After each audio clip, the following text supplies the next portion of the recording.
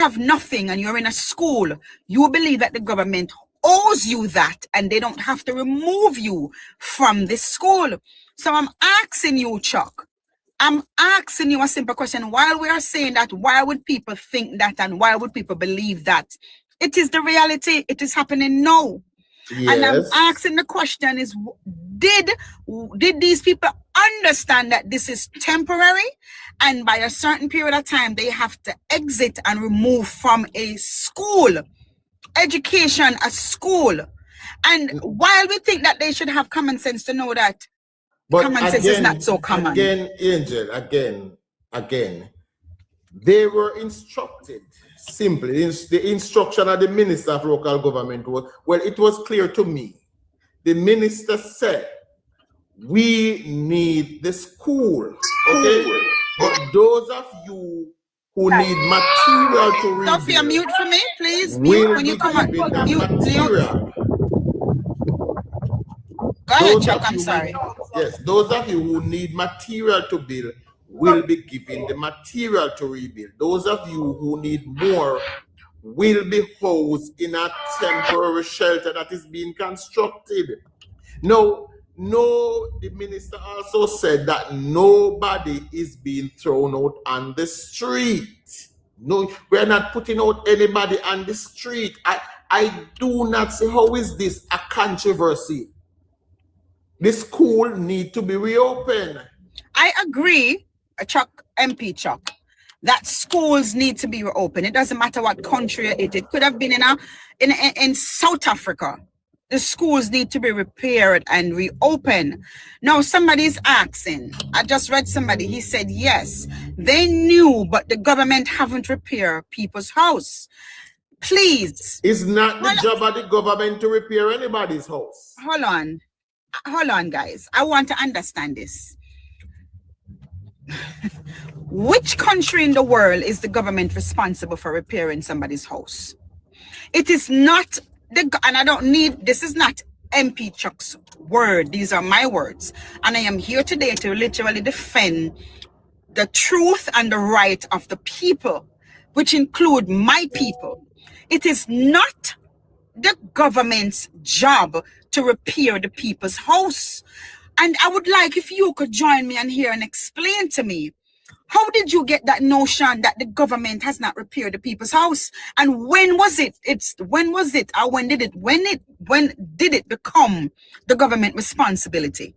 Because this is a narrative that I've been hearing and it is false. It is not the government. No, government responsibility is to repair your home. Whether it is through flood, fire, or natural disaster like Melissa and hurricane. The government can assist. The government can assist you in rebuilding. But to sit down and say, government no build back my house, that is a fraud. That is something that people sell you or sell people. The government job is to assist you where they can. Thank you, Mona Lisa. But I want to hear from Maureen Brown. And the government has been assisting people. Maureen Brown, send me your request and come on up here and tell me, because you wrote it is the government responsibility. I want you to come up here and tell me when, how, and when this become a No. She said is it, not it is. She said is it. She was asking.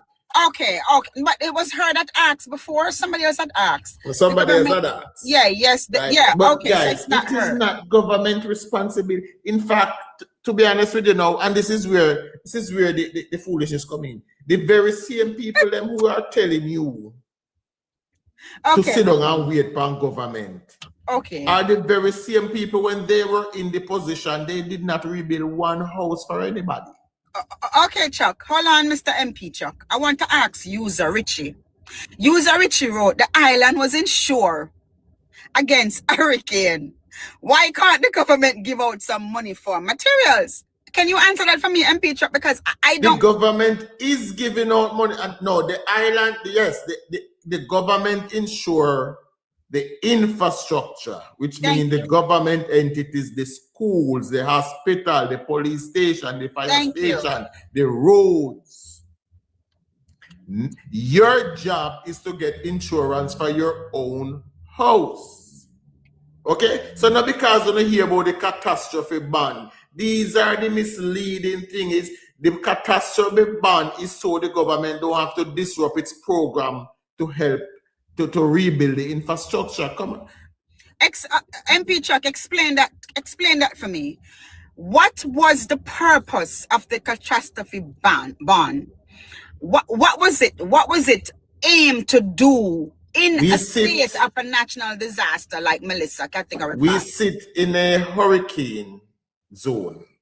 We have 6 months of hurricane season every year. Sometimes we have 2 and 3 near misses. Whenever we have direct hit or near misses, it disrupts the government's budget. The government have to move funds from one side of the budget to the next to rebuild that is destroyed.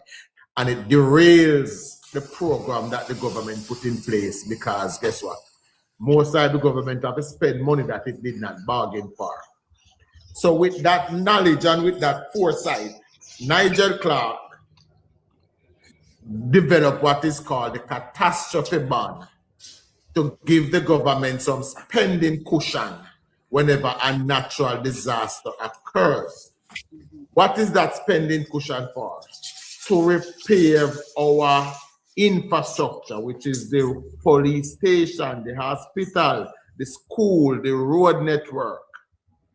It is not to rebuild your house. Thank you.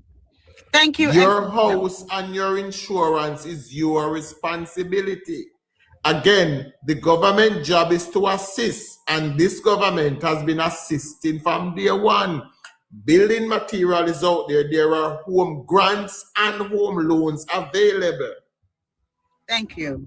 All right, guys, I don't mind having a conversation with all Jamaicans, with my brothers and sisters, but when I add you to the platform, you have to mute your mic, because when someone else is speaking, when you come in the platform and you're not muted, it is disruptive. And so please, guys, please, when you come on here, mute your mic. And I'll add one at a time with MP Chuck, because I don't want to seem like I am biased. I am for the Andrew Holness administration, but I want to have a clear understanding, and I want you guys to understand. We don't want to go back to the 20 years ago and who had Westmoreland. I'm talking about today, the government of today, the people of today, what is expected and what is happening.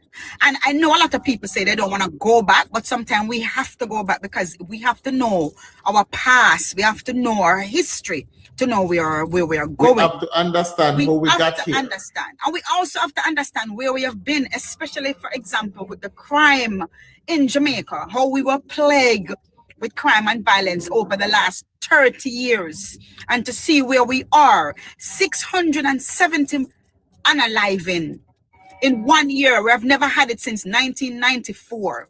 We have never had such low. And so by knowing our history, we can understand where we are today. But me no want to go back about who had who. I want to talk about today, right now. Thank you, Dangles. Chuck MP, let me hear from Boss Lady. Boss Lady? Hi, good day. Good day. I'm saying I'm agreeing with you. The government not supposed to give back these people their house. And some of them, they're so dishonest. They never live anywhere before, and they come and need house from the government. And my mother is 85 years old, and she lost her house in the hurricane. And she's building back, and she's 85-year-old. And I live in America. I can't help her much because I have my mortgage up here. You live abroad, so you know the bills up here are choke with. I can hardly help her. And as an 85-year-old woman, she's building back on her own. She used her little pension and she's sacrificing herself and trying to build back on her own. I cannot help her fully. When I have something, I will chip in and help her a little. And she's not murmuring and calling the government name to build back her house. She's trying on her own. Where's she at? Where's your mom, darling? She lives in the St. Catherine area. And she's 80 what? 85. God bless her heart. She's building back on her own. Can I ask you a question? How long did your mom own that home? That's where we're born. And do you believe that your mom is doing this because she she understand what. Thank you guys, everybody. We are so happy New Year's. You know, sometimes I can't multitask. Yes, guys. But do you believe that it's because your mom knew what it was to be a homeowner, to purchase a home, to maintain a home, to have that space and to call it hers?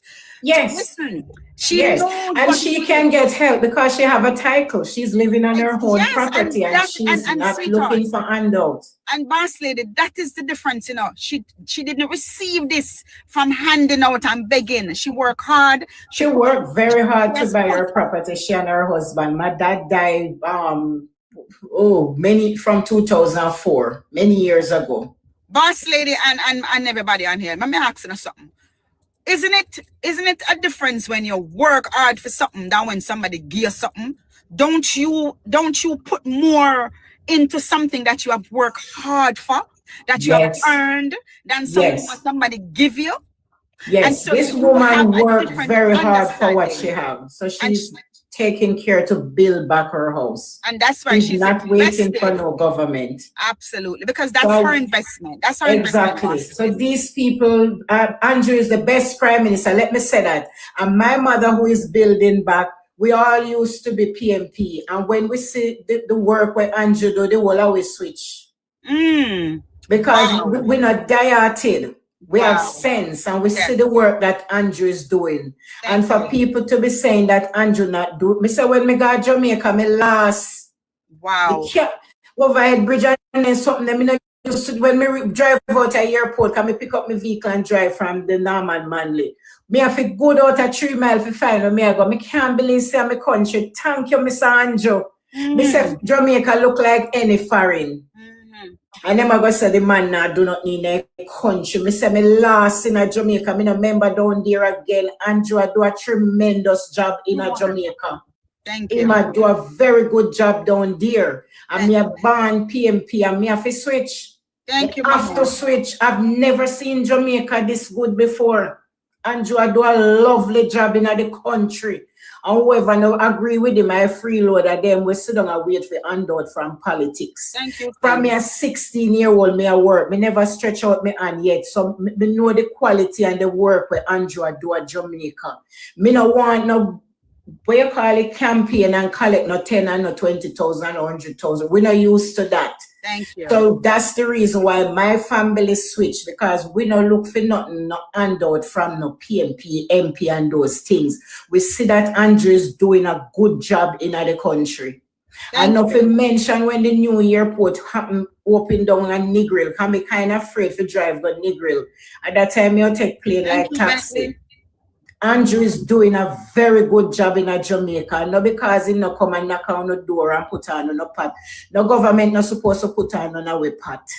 And from me come in America, me I work until this blessed hours until me buy a house as a single woman. Me buy my house as a single woman. I wasn't married when I buy my house. So me know the value of working.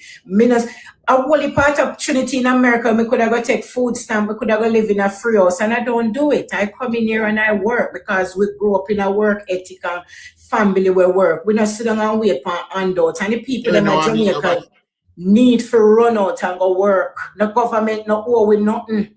Andrew, I know we mother baby father, we mother husband. The government don't owe with anything. We no get up, go work at 18 hours, me work a day for maintain a house in America and can pay my mortgage. You no get up, go work. Thank you, boss lady. Thank you, darling.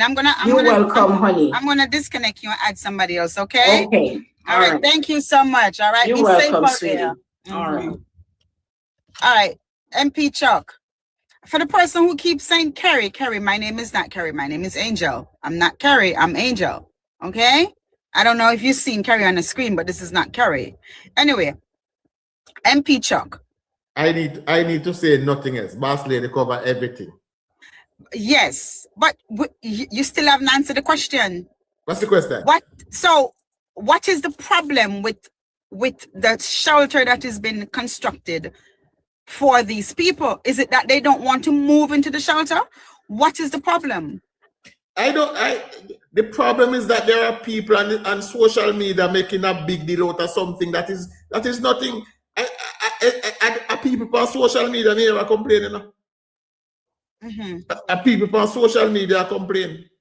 Right? So there's no problem. The fact is, them could have ball like water. Them have to leave the school. Them can't stay. They had to leave. They couldn't stay. The school had to be reopened. It's not something that is up for discussion. The school had to be reopened.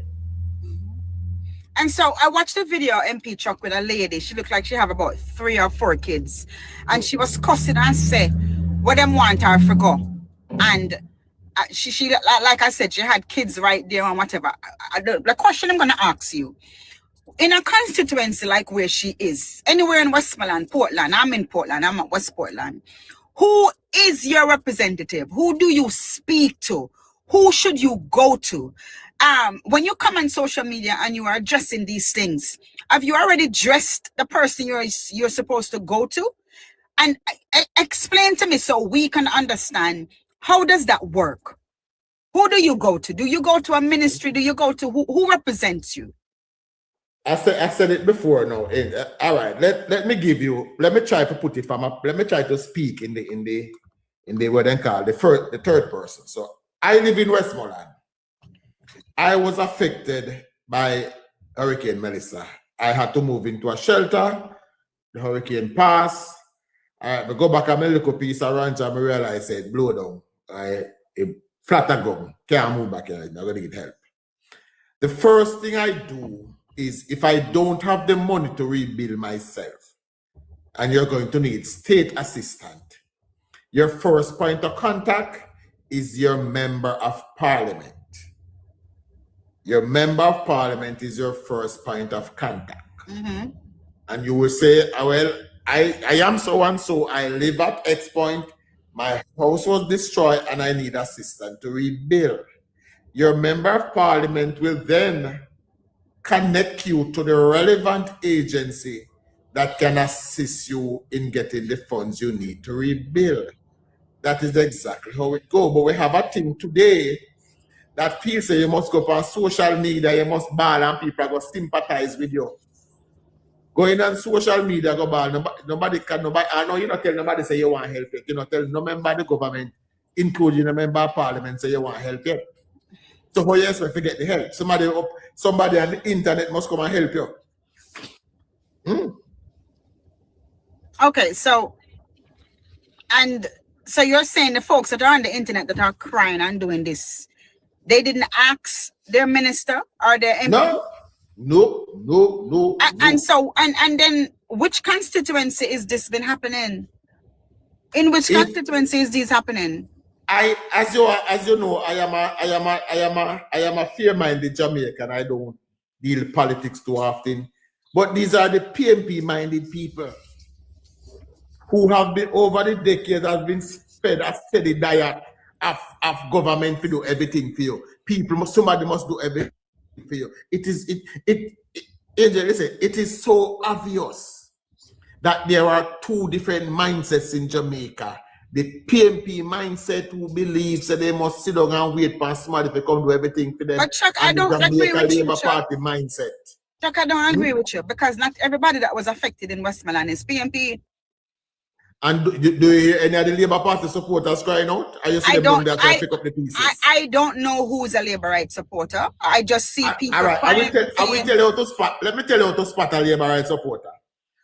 Go down to Westmoreland, drive through Westmoreland, and you say anybody where you say pick up 2 pieces of zinc and nail it up, which I get back them house, that is a Labour right. You say anybody where you sit down about say them and so far nobody now do nothing for them, that is a PMP.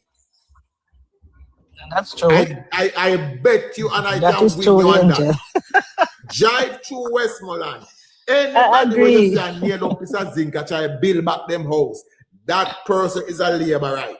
Anybody where you see sit down a ball, say they need help and nobody now nothing for them, that is a PMP. By them deeds you shall know. And that's true. Tracy, go ahead, Maggie, talk. Yes. I won't say long. I agree with MP Chuck, because I realize since the hurricane has passed, you can see the difference of the hardworking people who are willing to pick up the broken pieces and carry on until if they get help, they will be happy. But if they don't get help, they're still gonna fight the battle.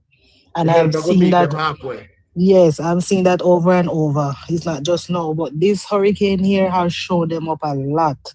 They have person literally right now. If you go down there, see persons have zinc and all type of debris in their yard and their house, and they don't think of picking up a piece.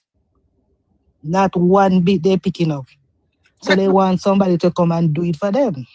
Tracy and MP Chuck, why is it that the people believe that the government is responsible for building back their house? I'm asking the question in context to say, can you refer to a time in history where this has happened? Because I wouldn't just get up out of the blues. I'm 50 something. I'm not gonna just get up and say, the government have to build back my house. Unless it has something that has normalized in my culture, where I've seen in the past, in history, where government have done this.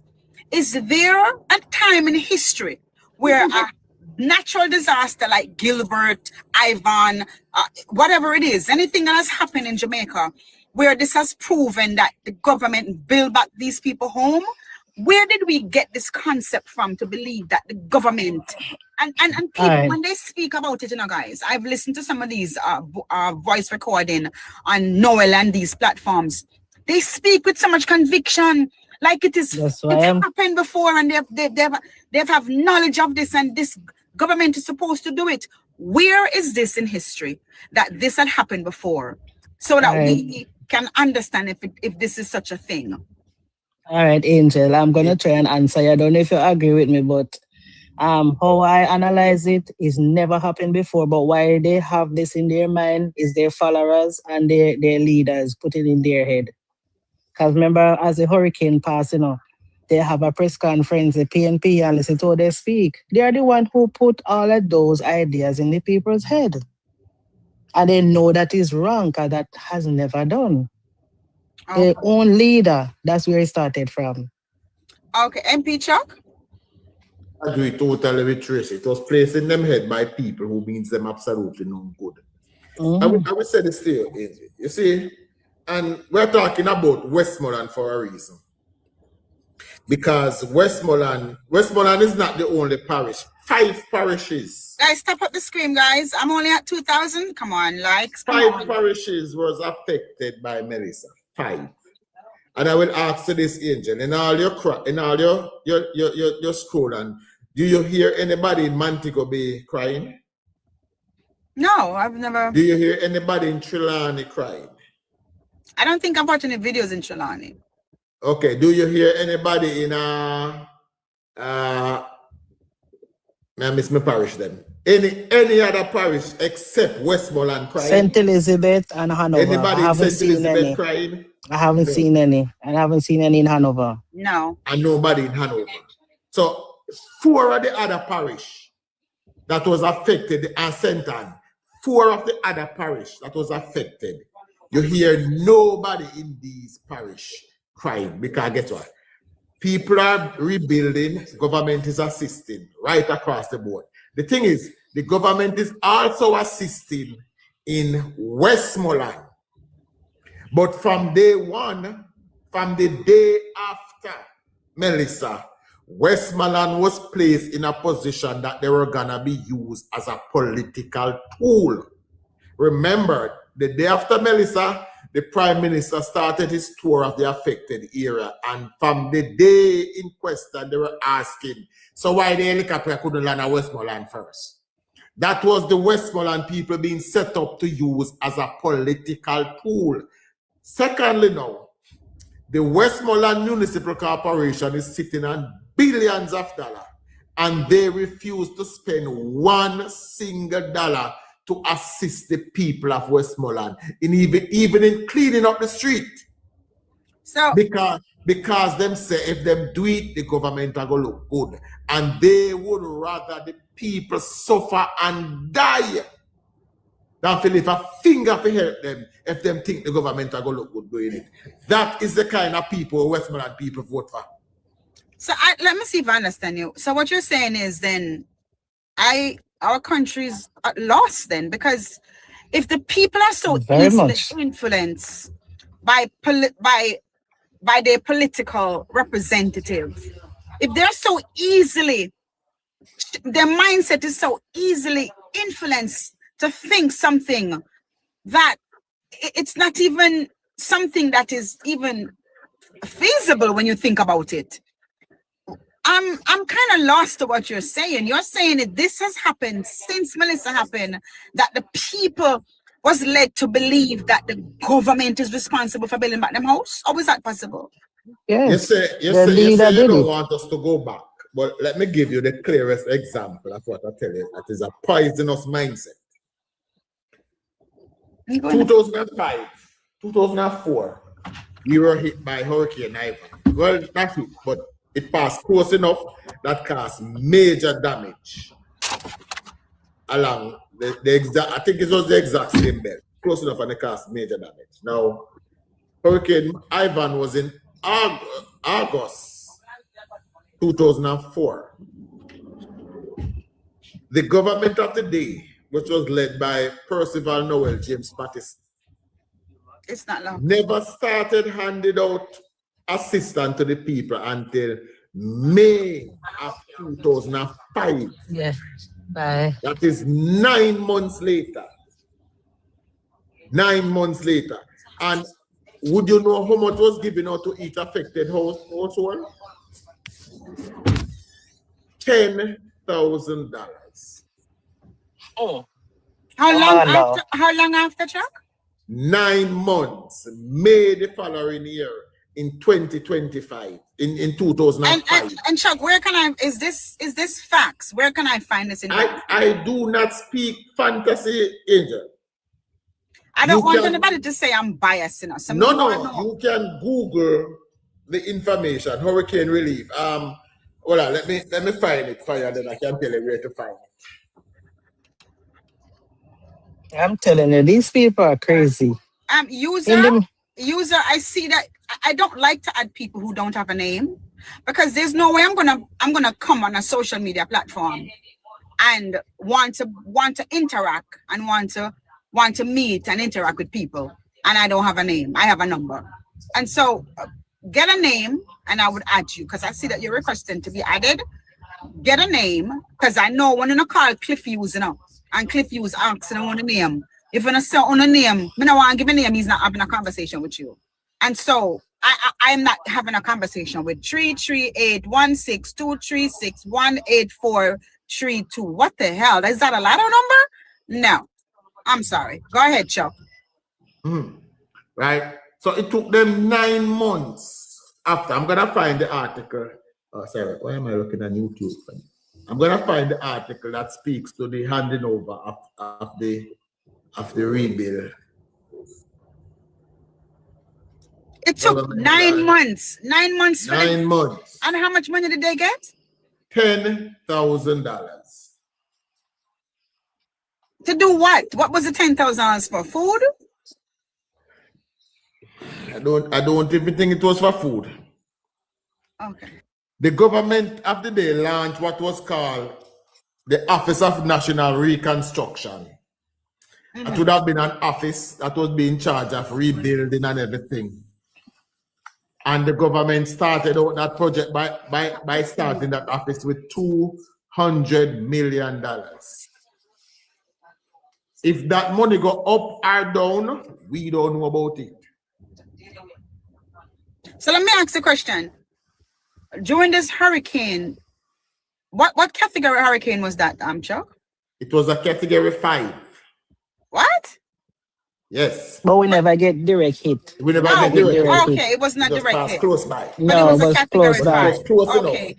And how significant was I wasn't there. How significant was the damage? It ripped across the coastline from St. Elizabeth, go right back. Okay. Ripped the coastline apart. All of the coastal town from Clarendon, St. Elizabeth, Manchester, all of this. Can anybody, if anybody in the chat, can you recall how many countries came to our aid at that time, and what was the outcome when it comes to recovery? How long was the recovery process when it comes to power service, when it comes to road infrastructure? Can anybody recall? If you're in the chat, if you have the information, I would love to know this, as I wasn't in Jamaica and I didn't. Yes, I wasn't aware of it. How It many was countries came to Jamaica aid? And power service in that section took about 3 months to get back power. About 3 months. Road infrastructure, I think Andrew can fix some of them road there, but didn't mash up by Ivan. wow. Okay. Wow. Houses, Patrick said it wasn't a category 5. it was a 5, Patrick. Patrick, I won't argue with you, but it was a 5, man. It was a 5. It passed us as a 5.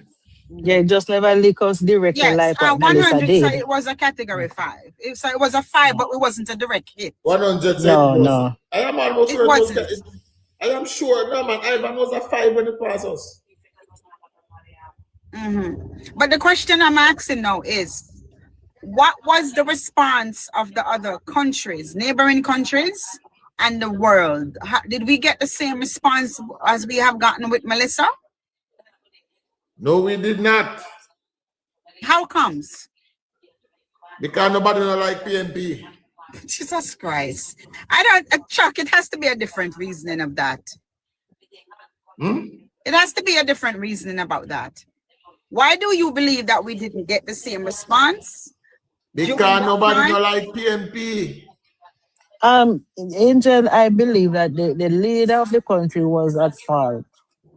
The relationship that they had, that's what I'm saying, if it was another thing, if it's the other way around with this Hurricane Melissa that we had and it was a different leader, we think we would be in the serious problem. The relationship that Andrew built with those leaders make a difference. At the time, we had no relationship. I don't think so. We had no relationship with the international lending agency. Yes, Okay, Andrew so go and now make the relationship with them. All right, so Andrew now you guys went are in making person. sense. Yes, he went in person. Right, now you guys are making sense. There was no relationship with our neighbors and the rest of the world. No, not the neighbors. And as Nick said, nobody never liked PJ. International lending agencies. Like the nobody never liked PJ. Hold on, Tracy. Go ahead, Chuck. Like the World Bank and the IMF, we had the government at the time had no relationship with them.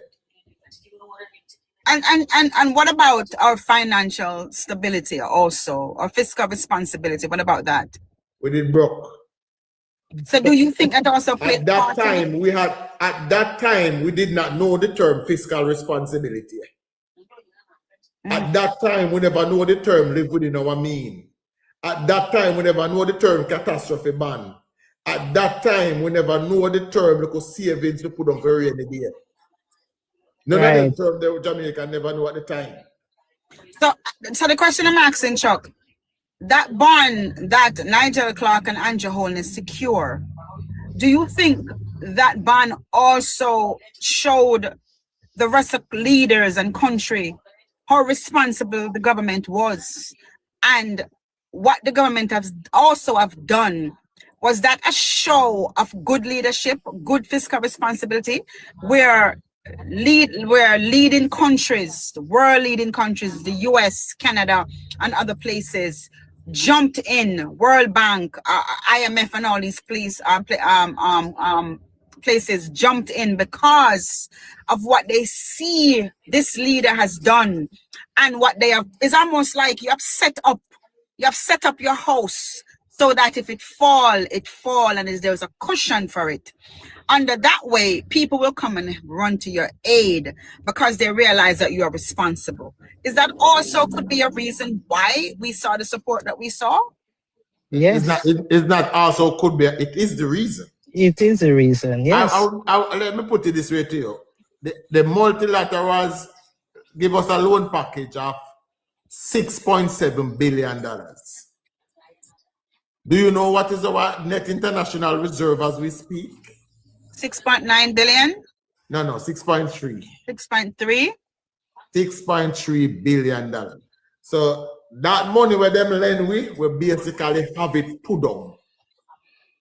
So we have that put down. I can, darling. Me not ugly. Right, that money we have it put down. So because of stuff like that, when they look at our management of the economy over the last 10 years, when they look at our net international reserve, we are a safe bet. Safe. Their I money just see safe. I just see what the person just said. At that time they look at us as nothing. We're not stand nowhere with those countries. But now it's different. But and I want to go back. I don't want to stray from what I came on here to talk about.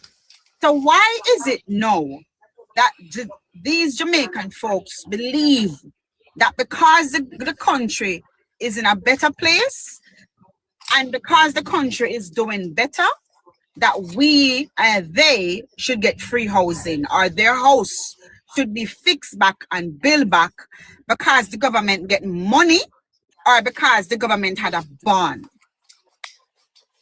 It's because the PMP is trying to be controversial. Okay? That's just it. They are trying to tug at people's heartstrings. They are trying to garner sympathy, and they are trying to play up to it. It's just simple that. It is just that the persons that the audience that they are playing these songs for are people who don't read, they don't listen, they don't do research, they don't do anything of the sort. Chuck, I agree with 100. 100 say. I agree with that in a 100.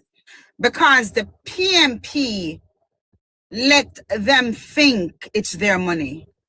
Can you elaborate a little bit on that? Well, it's our money, our taxpayers' money, we're going to pay it back.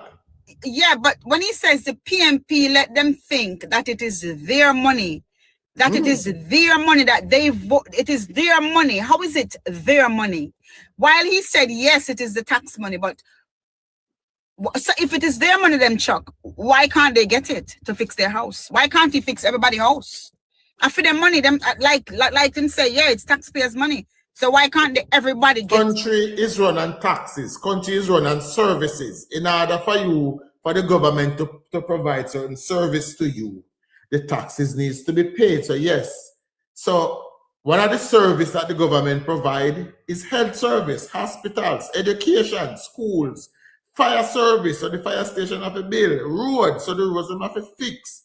That is where the money goes. That is infrastructure. That is the responsibility of the government. The government now go come my yard, go tell you if you come fix the police station. That is not your job. That is the government's job. The government now go tell you to fix the road. That is the government's job. That is not your job. Your job is to fix your house at a field. That is your investment. Your job should have been to get an insurance for your house. And yes, we are going to hear poor people can't afford this. That is the narrative that people tell you. People keep using your circumstances as a weapon against you, and you need to stop, let them do it. Don't let nobody tell you that because you're poor, you can't do that. So, for the people that are in the shelter in Westmoreland, again, what is the solution? The school is not the solution. It was temporary. What is the next solution? The next step is simple what the minister says. The minister say, for those of you who needs the material can help you right away, you will get the material. If your house is so destroyed that simple material won't help, you will move to the temporary shelter that the military is constructing. And from there, you await better assistance that will come your way. I need clarity on this. Is the shelter that is being constructed, is it being constructed on the grounds of the school? No, it is not. No. Let me ask the question again. Because earlier somebody wrote in the comment section as well. I need clarity on this. Is the shelter that is being constructed being built on or whatever on the grounds of the school? Hold on, let me find Desmond Mackenzie's speech, and you hear it in Desmond. Somebody wrote and said behind the school. That is not acceptable. No, it is being constructed on a football field nearby. A football field, not behind the school. Why do we speak in this manner? Up the road, round the corner. I need to know. I need to know, not no country talking behind this. And behind this means it is not on the same premises, it is not on the same property. I don't want to hear that. No, it is I not. want The persons in the clarity. shelter will not be interacting with people going to school. Somebody I said, can't no, it believe is I not have on to the be school here compound. explaining. I can't believe I have to be here explaining this to grown people. I need clarity. Is the shelter being constructed on the grounds of the school? Angel, I'm going to answer you that question for the last time. No. So why is people saying it's been built behind the school? Because they are dumb.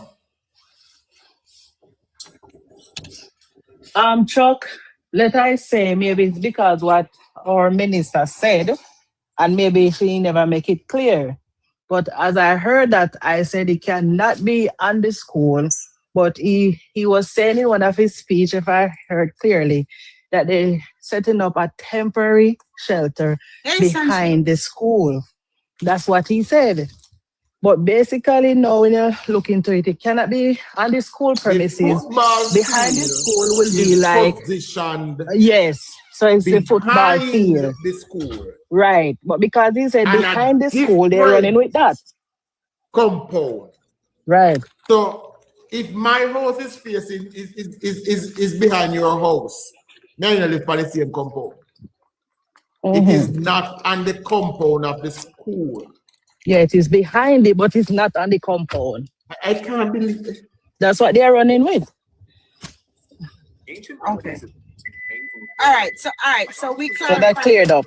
Yes. Tracy, mute for me, darling. Mute for me, Tracy.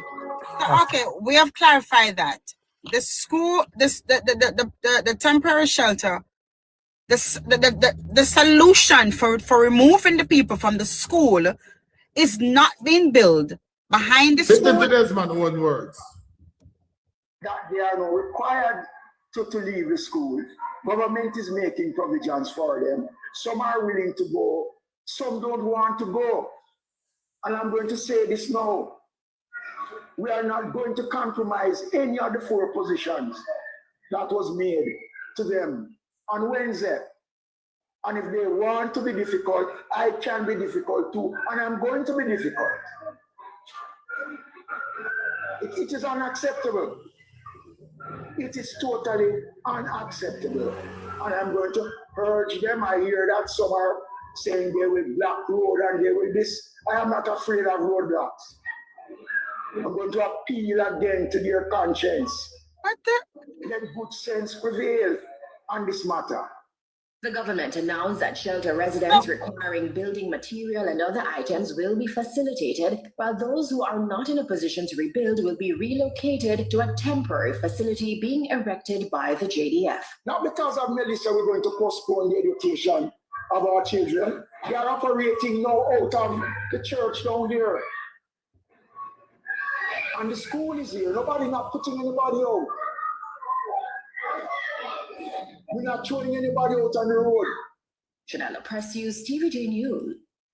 So what is the wrestling about? Desmond Mackenzie said the people said that some of them said that they're not leaving. What is the wrestling about? I'm confused.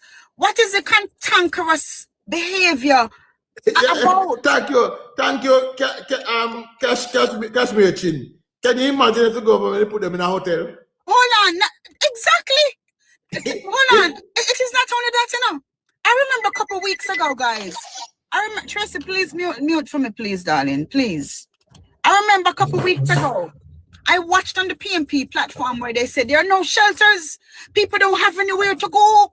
People are on the outer road, asleep on the roadside. And I'm confused because now you're saying, oh, no, I leave from the school that will be housing hundreds of kids to go back to school for January. I'm so confused, and you guys are being mischievous and cantankerous about leaving a temporary shelter, which is a school. I'm really confused. As some people said, I'm not going to leave. Like when I bought up the government, so I'm not leave. What is this? Me hear somebody said this is optics, but I don't think this is optics. It is more than that. I don't understand. And while MP Chuck said there's 2 Jamaica, it has to be 2 set of Jamaicans. Yes, two set of Jamaicans, Because two this different sounds like mindset. madness. This sounds like madness to me. Hmm. The time that you're there fighting the government about leaving, you should be fighting and trying to figure out a solution about how to come out of this rut, how to step over this stumbling block. You should be trying to figure out your next step and do not let this hold you back or slow you down. But instead of you doing that, you're sitting on your ass, holding the government hostage. So you're not leave from a shelter, a school. I'm sorry. Wanna get comfortable in our school in a little short period of time? 2 months? Before they get up off on the ass and go find some of you go put one next board house and one next zinc house pan. I'm just confused as hell. I came on here defending this, but now I'm confused listening to Desmond Mackenzie call. I'm confused. I'm lost. Thank you, G Keep. I'm really lost. Y'all gonna protest and hold the government hostage because they don't want to leave a shelter?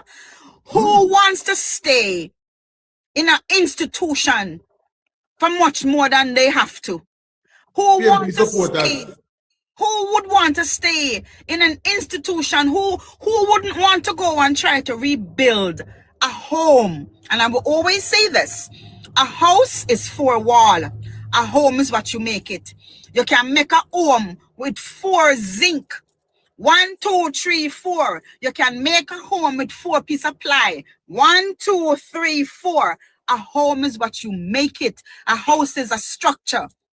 And so it is so sad, the mindset of these people. I don't understand. 2 set of Jamaicans. Absolutely. 2 set of Jamaicans, the mindset to believe that the government, Angel, can I say something? Go ahead. There are 2 things I look on to see how the people stay. When I look at it, they don't really like see how important education is. They are depriving the kids of education because the school should be reopened and they're still in there, don't want to come out.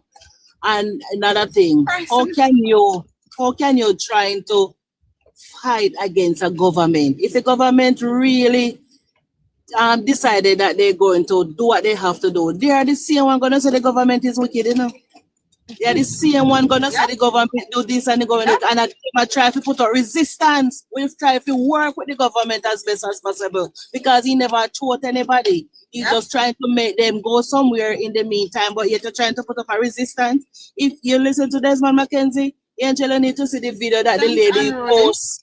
They need to watch a video that the lady posted when the TVJ went down there last week. She said, yes, okay. That was distasteful, very distasteful. And talk about revolutionary war. But can you fight the military?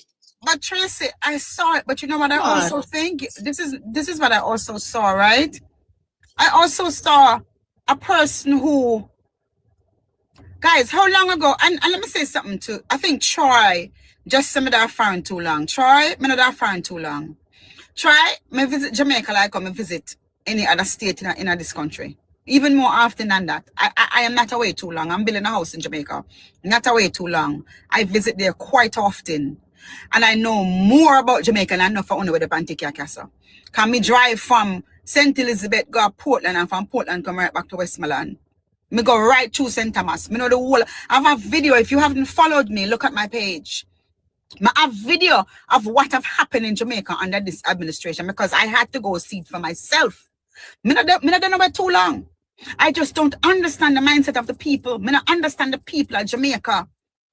Me not understand the thinking of some people in Jamaica. And yet these people are the ones that are on TikTok and Noel and these other people platform. And they are tribal. And they believe the stories. They believe the lies. Let me say this again. I said the lady who I watched on the video when the news broadcast went down there. I want to ask one question. Where is your job? Where is your source of income? What are you doing to provide for your family? You're not done nothing. You sit down on a whole bench with 4 pitney beside you, and I might sound harsh, but I hear a lady who came up here early and said she can barely help her 85-year-old mother that lives in St. Catherine, Jamaica, who is building back her house that was destroyed. And the lady says she lives in the USA and she has to pay her mortgage. And because she has expenses and she has to pay her mortgage in the US, she can barely help her mother, who is 85, who is building back her damaged house for Melissa.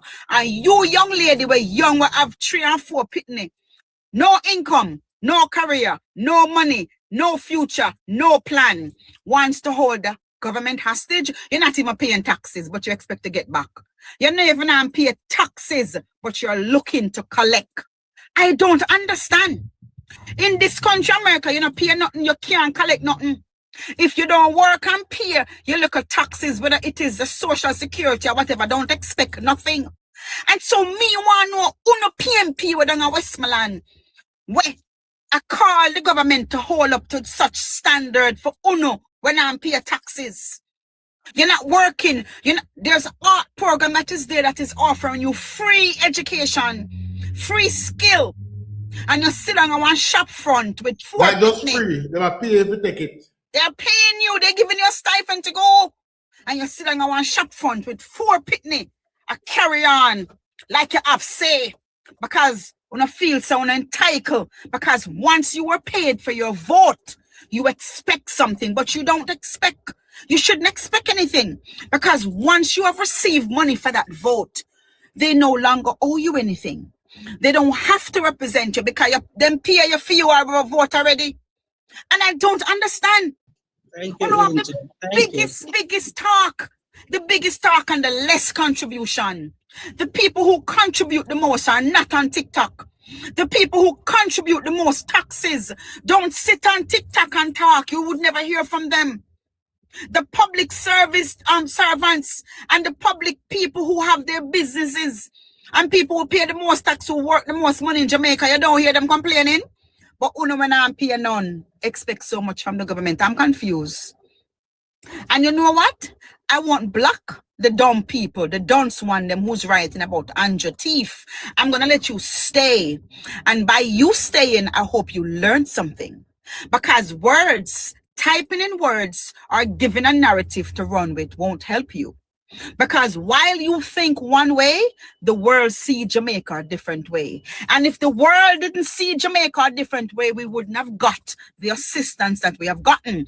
And so if you want to continue to believe that Andrew have stolen something from you, your mama, Mark Golden and the PMP, you're on the wrong side of history.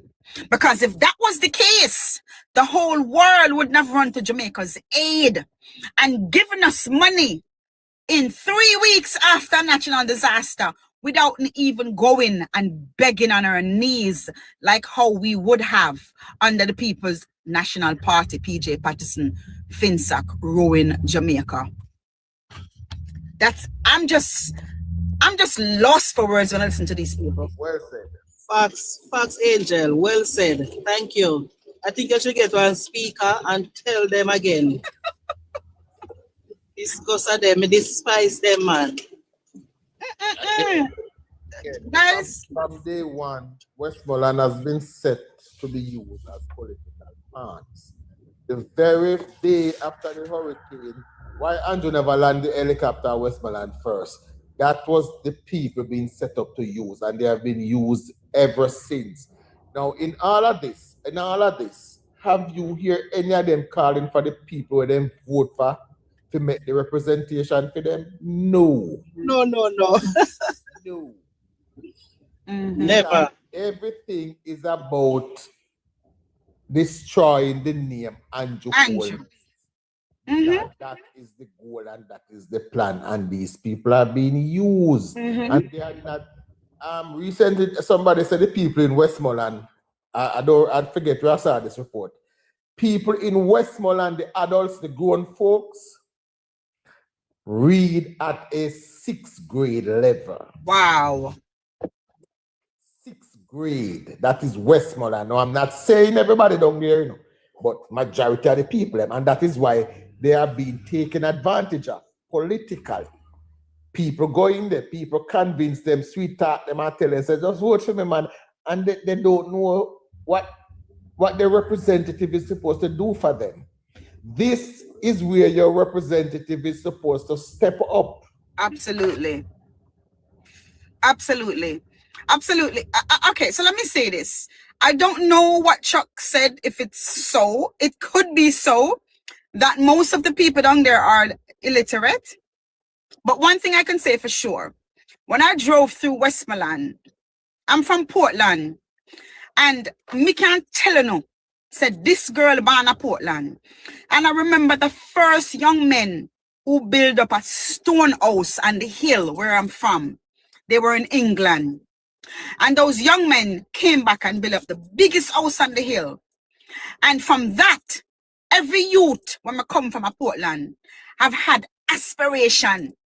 They have ambition and dream to build a stone house or to have something.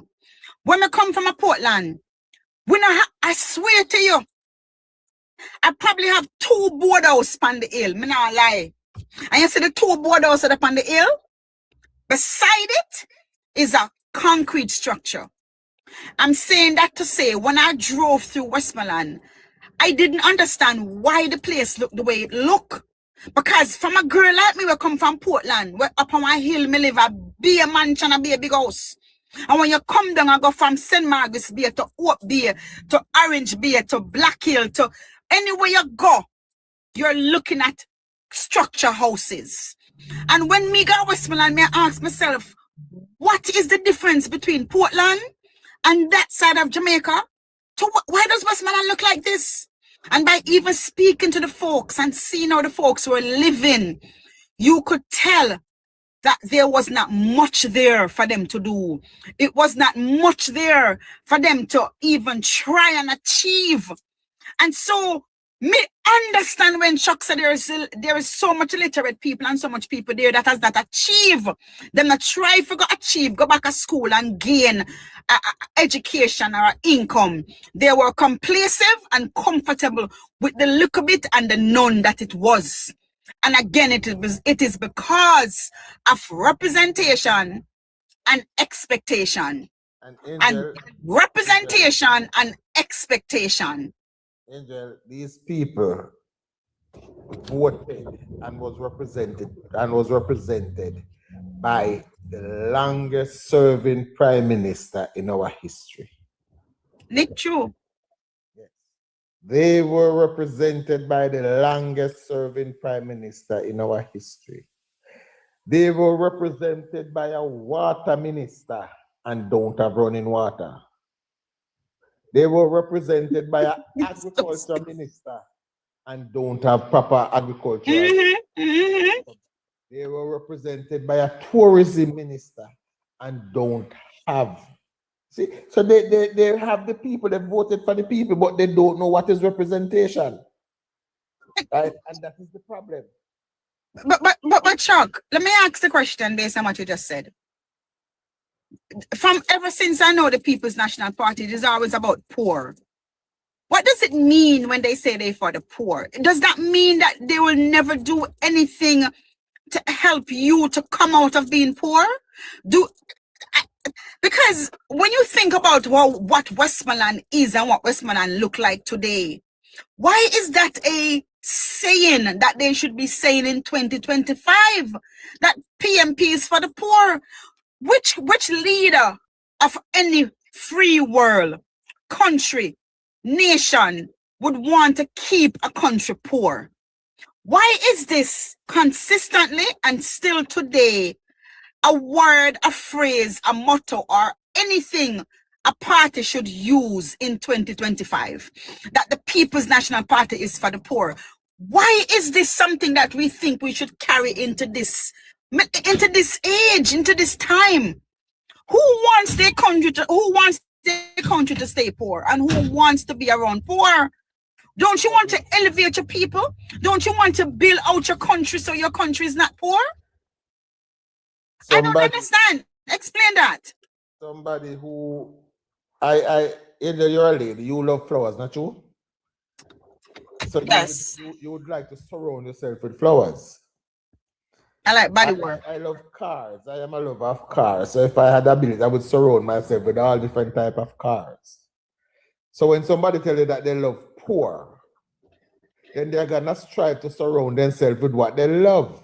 Yes, And Nick. that is why the PMP has, at every step, has always tried to create poverty in Jamaica. Because guess what? When you align yourself with poor and you create poor, your support will always be strong. And that is how, that is what they do. Yes, absolutely They right. align themselves with poor. Absolutely right. I agree. Somebody said I should read their comment. Nick says, Angel, read where me say. They love the poor to keep them in power so them can be rich. Explain that. Come and understand that. Yes.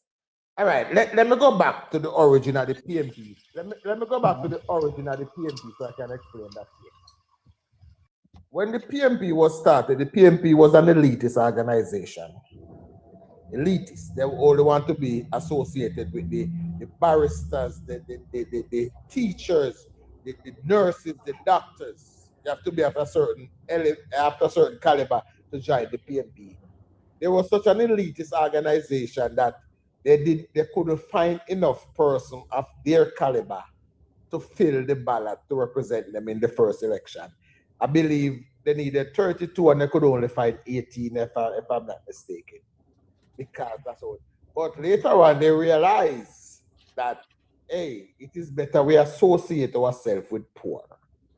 And that was a shift that Michael Manley took when we decide to associate himself with poor and poor this, and we are for the poor, and that is where they take the turn. And ever since then, now the PMP has taken every opportunity to create as much poverty as they can in Jamaica, because that's where they believe their support base is. All right, thank you, MP Chuck. Tasha Sims. Tasha, open your mic, darling. Elevate said the dumber they keep the people, the more them can program and rob them. Tasha, open your mic. Your mic is closed. Okay, now she's look like she got a call or something. Foresight look like him get a call too. And so, but Angel, I was gonna add to what Chuck just said, but the guy just asked a question. When they say love the poor and to make them rich, it's true. Look at it. They try to keep person in poverty and bill on them. They're rich off of them, so they are the one who are getting rich while people are still in poverty. You understand? So when they say they love the poor, what's it? Look at the difference with Andrew. Andrew said he trying to make the small man can do something for himself instead of looking for handouts, right? And he tried to create opportunity so persons can get a better way of living. They look at this now. We are sorry it never happened, but then we growing up and other persons growing up can have that opportunity. Andrew is actually paying person to go to heart. Look at that. So they can get a skill, so they can provide for themselves. They don't want to do that. They want people to depend on them. And they continue to rob all that they can rob and keep what they can keep and remain rich. And other persons are there in poverty. somebody else would say otherwise, Tracy. They would flip it around and say it the other way. But more ask you guys a serious question. Because I realized Tasha was calling you, but you wasn't answering. I want to ask you guys a question. I realized that every single thing happened in Jamaica. I want to call Andrew. And I want to understand something. Every single thing happened, you blame the Prime Minister. So I'm asking a question. And I believe that Andrew is the worst thing that happened to Jamaica. And I can't see that. I'm in a bias. But it is, unless you're blind. And you know what's crazy? And you know what's crazy? Most of the folks who see the development and growth of Jamaica are the folks that have been to Jamaica when it was rough and tough in the 70s and the 80s and the 90s and the FinSac, and some of we left Jamaica and the FinSac. We understand where Jamaica is coming from, and we are here in US, Canada, England, and any part of the world, and we see how Jamaica has grown and developed, and we understand and appreciate it. And some of you people, because of tribalism and politics, when you can't see it, some of you ask Foresight, MP Chuck, and you guys a question. Why is it that Andrew is portrayed to be such a hated leader? The question is, putting Andrew beside the rest of Jamaica's prime minister. Let's start by putting Andrew beside PJ Patterson. And tell me, what is the difference between the two? Why is Andrew the one we don't like so much? And what is Andrew to PJ? Yes, Nick, yes. Sir Andrew, take off the veil. Nick, I wish you could come up here and answer that. Because I don't know which veil, because I don't know if Andrew in a church. I don't know which veil you're talking about. Go ahead, MP Chuck. In order to answer, I think you'll have to ask one of the persons that, because I simply don't know. But I can tell you why they try to associate Andrew with everything. Who's, I can't hear you. Tracy, mute your mic. Chuck like you're going far or something. Oh, sorry. Tracy, mute your mic. Okay. In order to win an election in Jamaica, the only way they can do it is to destroy the name Andrew Holness. So that is why they try to tie the name with every single thing that they think is bad in Jamaica. It's Andrew this, Andrew that. They have to destroy the name. Nick, mute for me. And that is the goal that they are pursuing, to destroy the name. To associate the name Andrew Holness with everything that is bad. Chuck, that didn't answer my question. Sorry. Foresight. Good evening. Good evening, Angel. Evening, Foresight. Good evening, just about. Master, mute your mic till I come to you, please. Right, Foresight. I don't know what's wrong with it. Guys, when you come on the platform, please mute your mic, because it can be very disruptive when someone is speaking. Sometimes they lost their train of thought and you throw them off of what they were really going to say. Please, guys, when I add you to the conversation, please mute your mic. Go ahead, Foresight. Yes, Angel, what's up? Yeah. Good evening. Good night, darling. Now, you see, Jamaica, yeah, we have been accustomed to struggling for so long. Now, Angel, I want to ask you a question. If you take a madman that has been eating out a garbage pan for years, right? You think you can just brush him off, clean him up, and carry him to a fancy restaurant and give him gourmet meal? His stomach is not accustomed to that, right? It's too drastic. So you will have to kind of upgrade his diet gradually, right? And feed him, right? Because he might vomit, put up back everything. It's the same thing now. A lot of the achievements now that we are experiencing under this Andrew Holness-led administration is too monumental for some people to conceive, right? They don't believe it. They think there is some catch to it. So we tell a man, say 44% reduction in murder, and him tell it, say, there is some catch to it. Don't follow that. When it was high, because it was high for so long, it's more believable. So we become accustomed to a Jamaica where we expect the worst, a lot of people.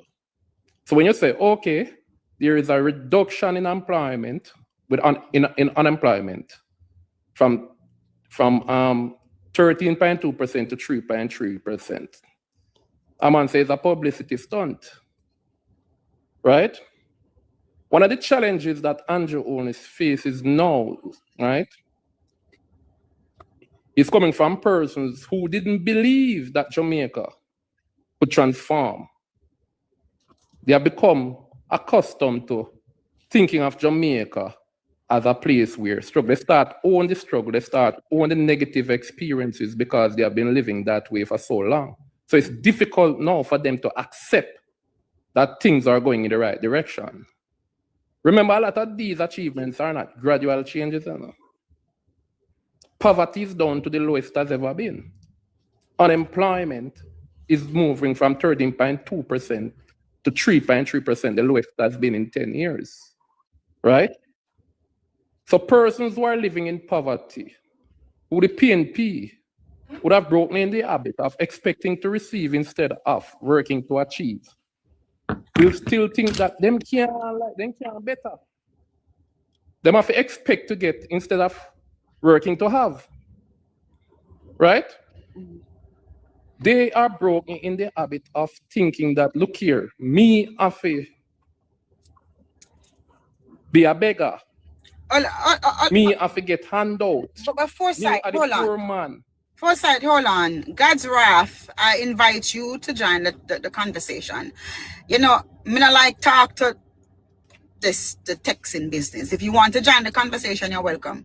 Foresight, the question I asked to Foresight, and I want clear answer.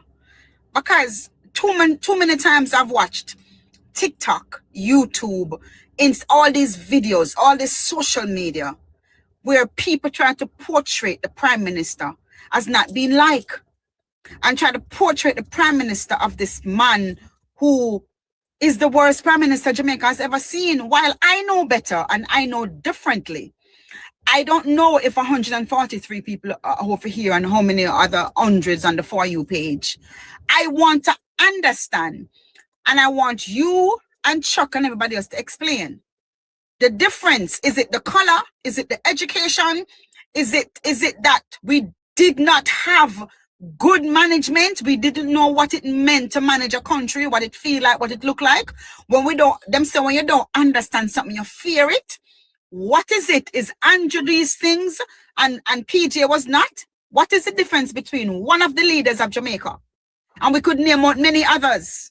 But can you just give me a comparison and a difference between why it is that Yeah, no? because it's simple. One, because he's replacing excuses with opportunities. And when you replace excuses with opportunities, then you now have to hold yourself accountable. So you can no longer sit by now and expect to get. Now you're gonna have to work to have. A lot of persons don't like when they become responsible because they are no longer have the excuses now to blame the government, right? So they now have to turn,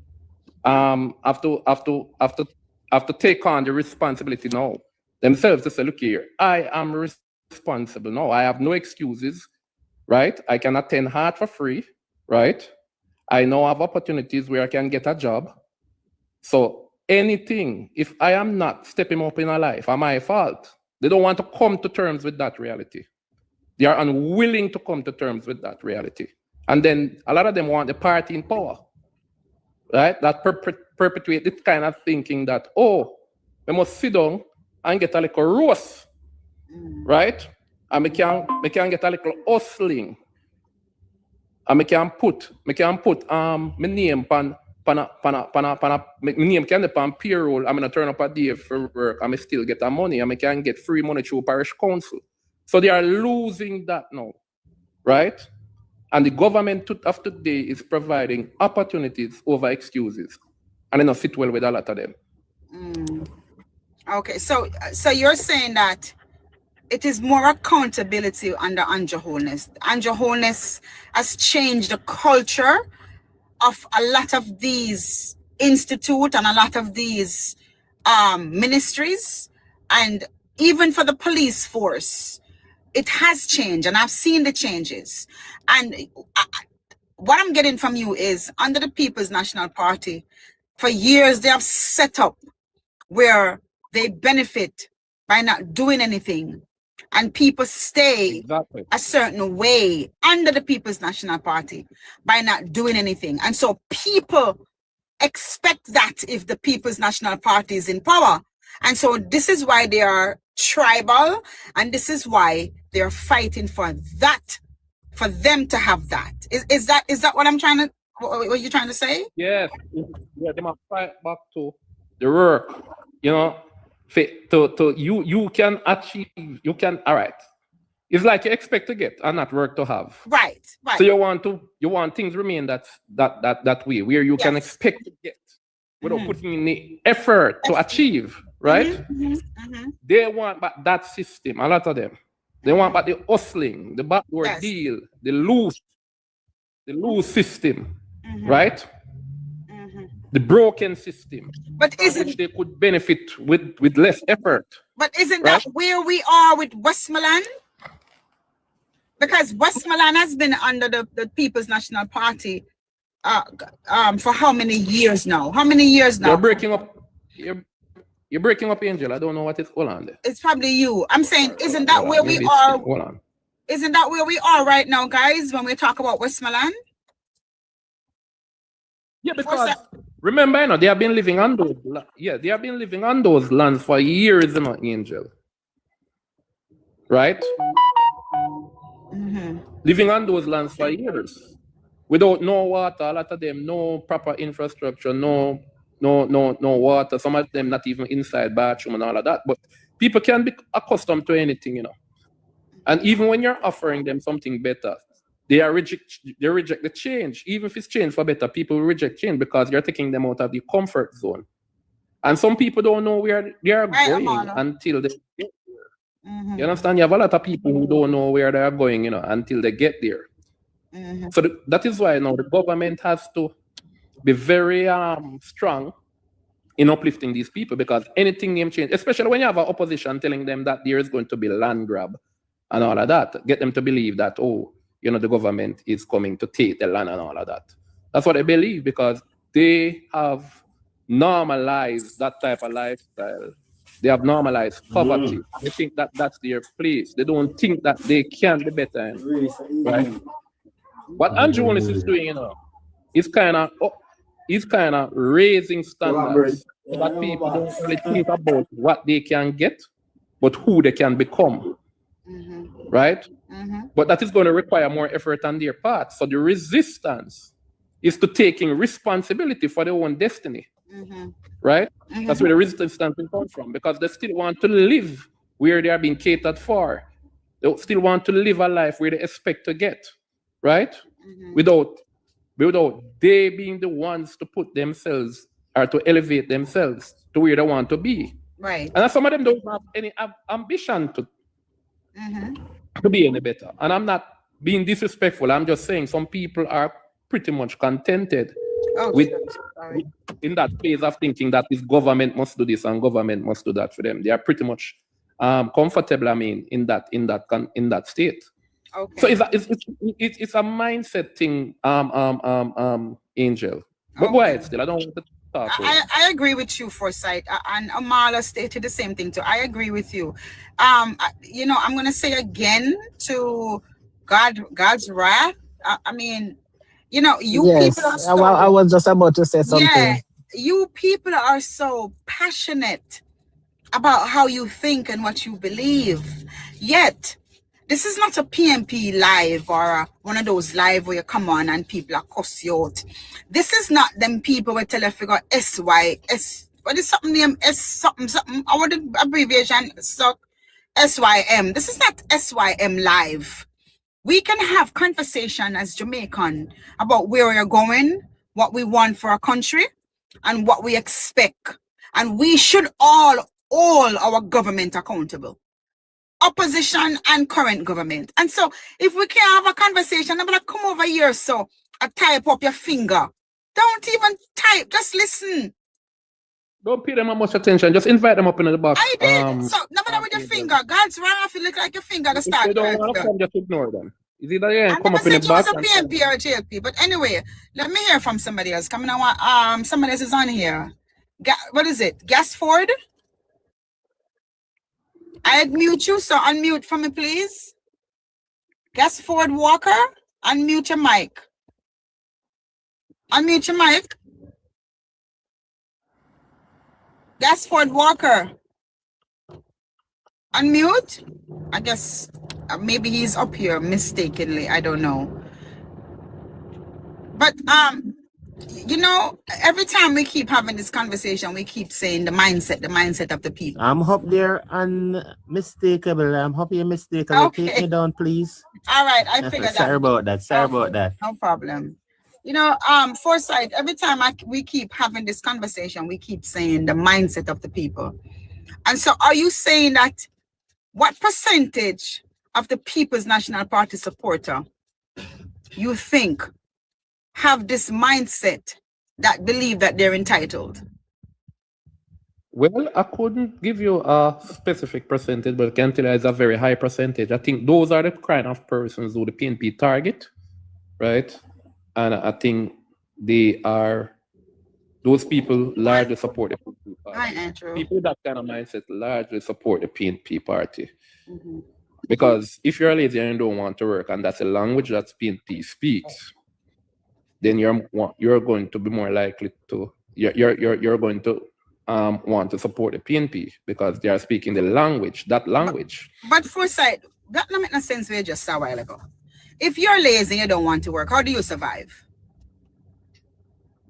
Because if you have the PNP, I tell them that a government fault.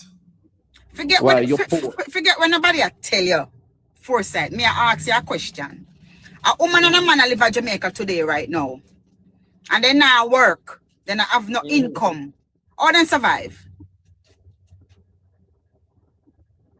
What? Foresight, me I ask you a question. Well, no, you're not listening. You're not listening. You're not listening. Remember, you know, these people are poor, oftentimes uneducated, right? When you're poor and uneducated like that, you're more likely, you're more easily led. You're less likely to think for yourself.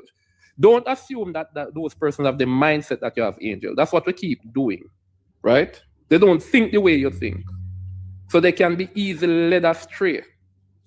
When they are looking at their poor circumstances, they are not thinking about getting out of it. They are owning it. They are thinking about what they can get in a poverty, not how they can come out of poverty. That's how these people think. When we can get in a poverty, not how we can get out of poverty. The help we can get to survive, not the opportunities that we can get, right, to come out, right? What the PNP has done over the years is give them just enough to survive, but not too much to thrive, right? So if the PNP speaks that language, this is why the PNP is there for the poor. They interpret that as meaning the PNP look out for the poor. But the PNP knows that they are keeping them poor to be able to control them, right? Because only when a man poor, you can do less to impress. If you used to beg, let me ask you a question, Angel. If you see a beggar on the street, right? And him come, his clothes is very dirty, and him come at your car window and him ask you for your money. How much money would I give? I don't normally give people begging on us like that. I don't, none. No, if I give a beggar money, just say I give him money. You decide say I give him money, and him a homeless man, then I give him money.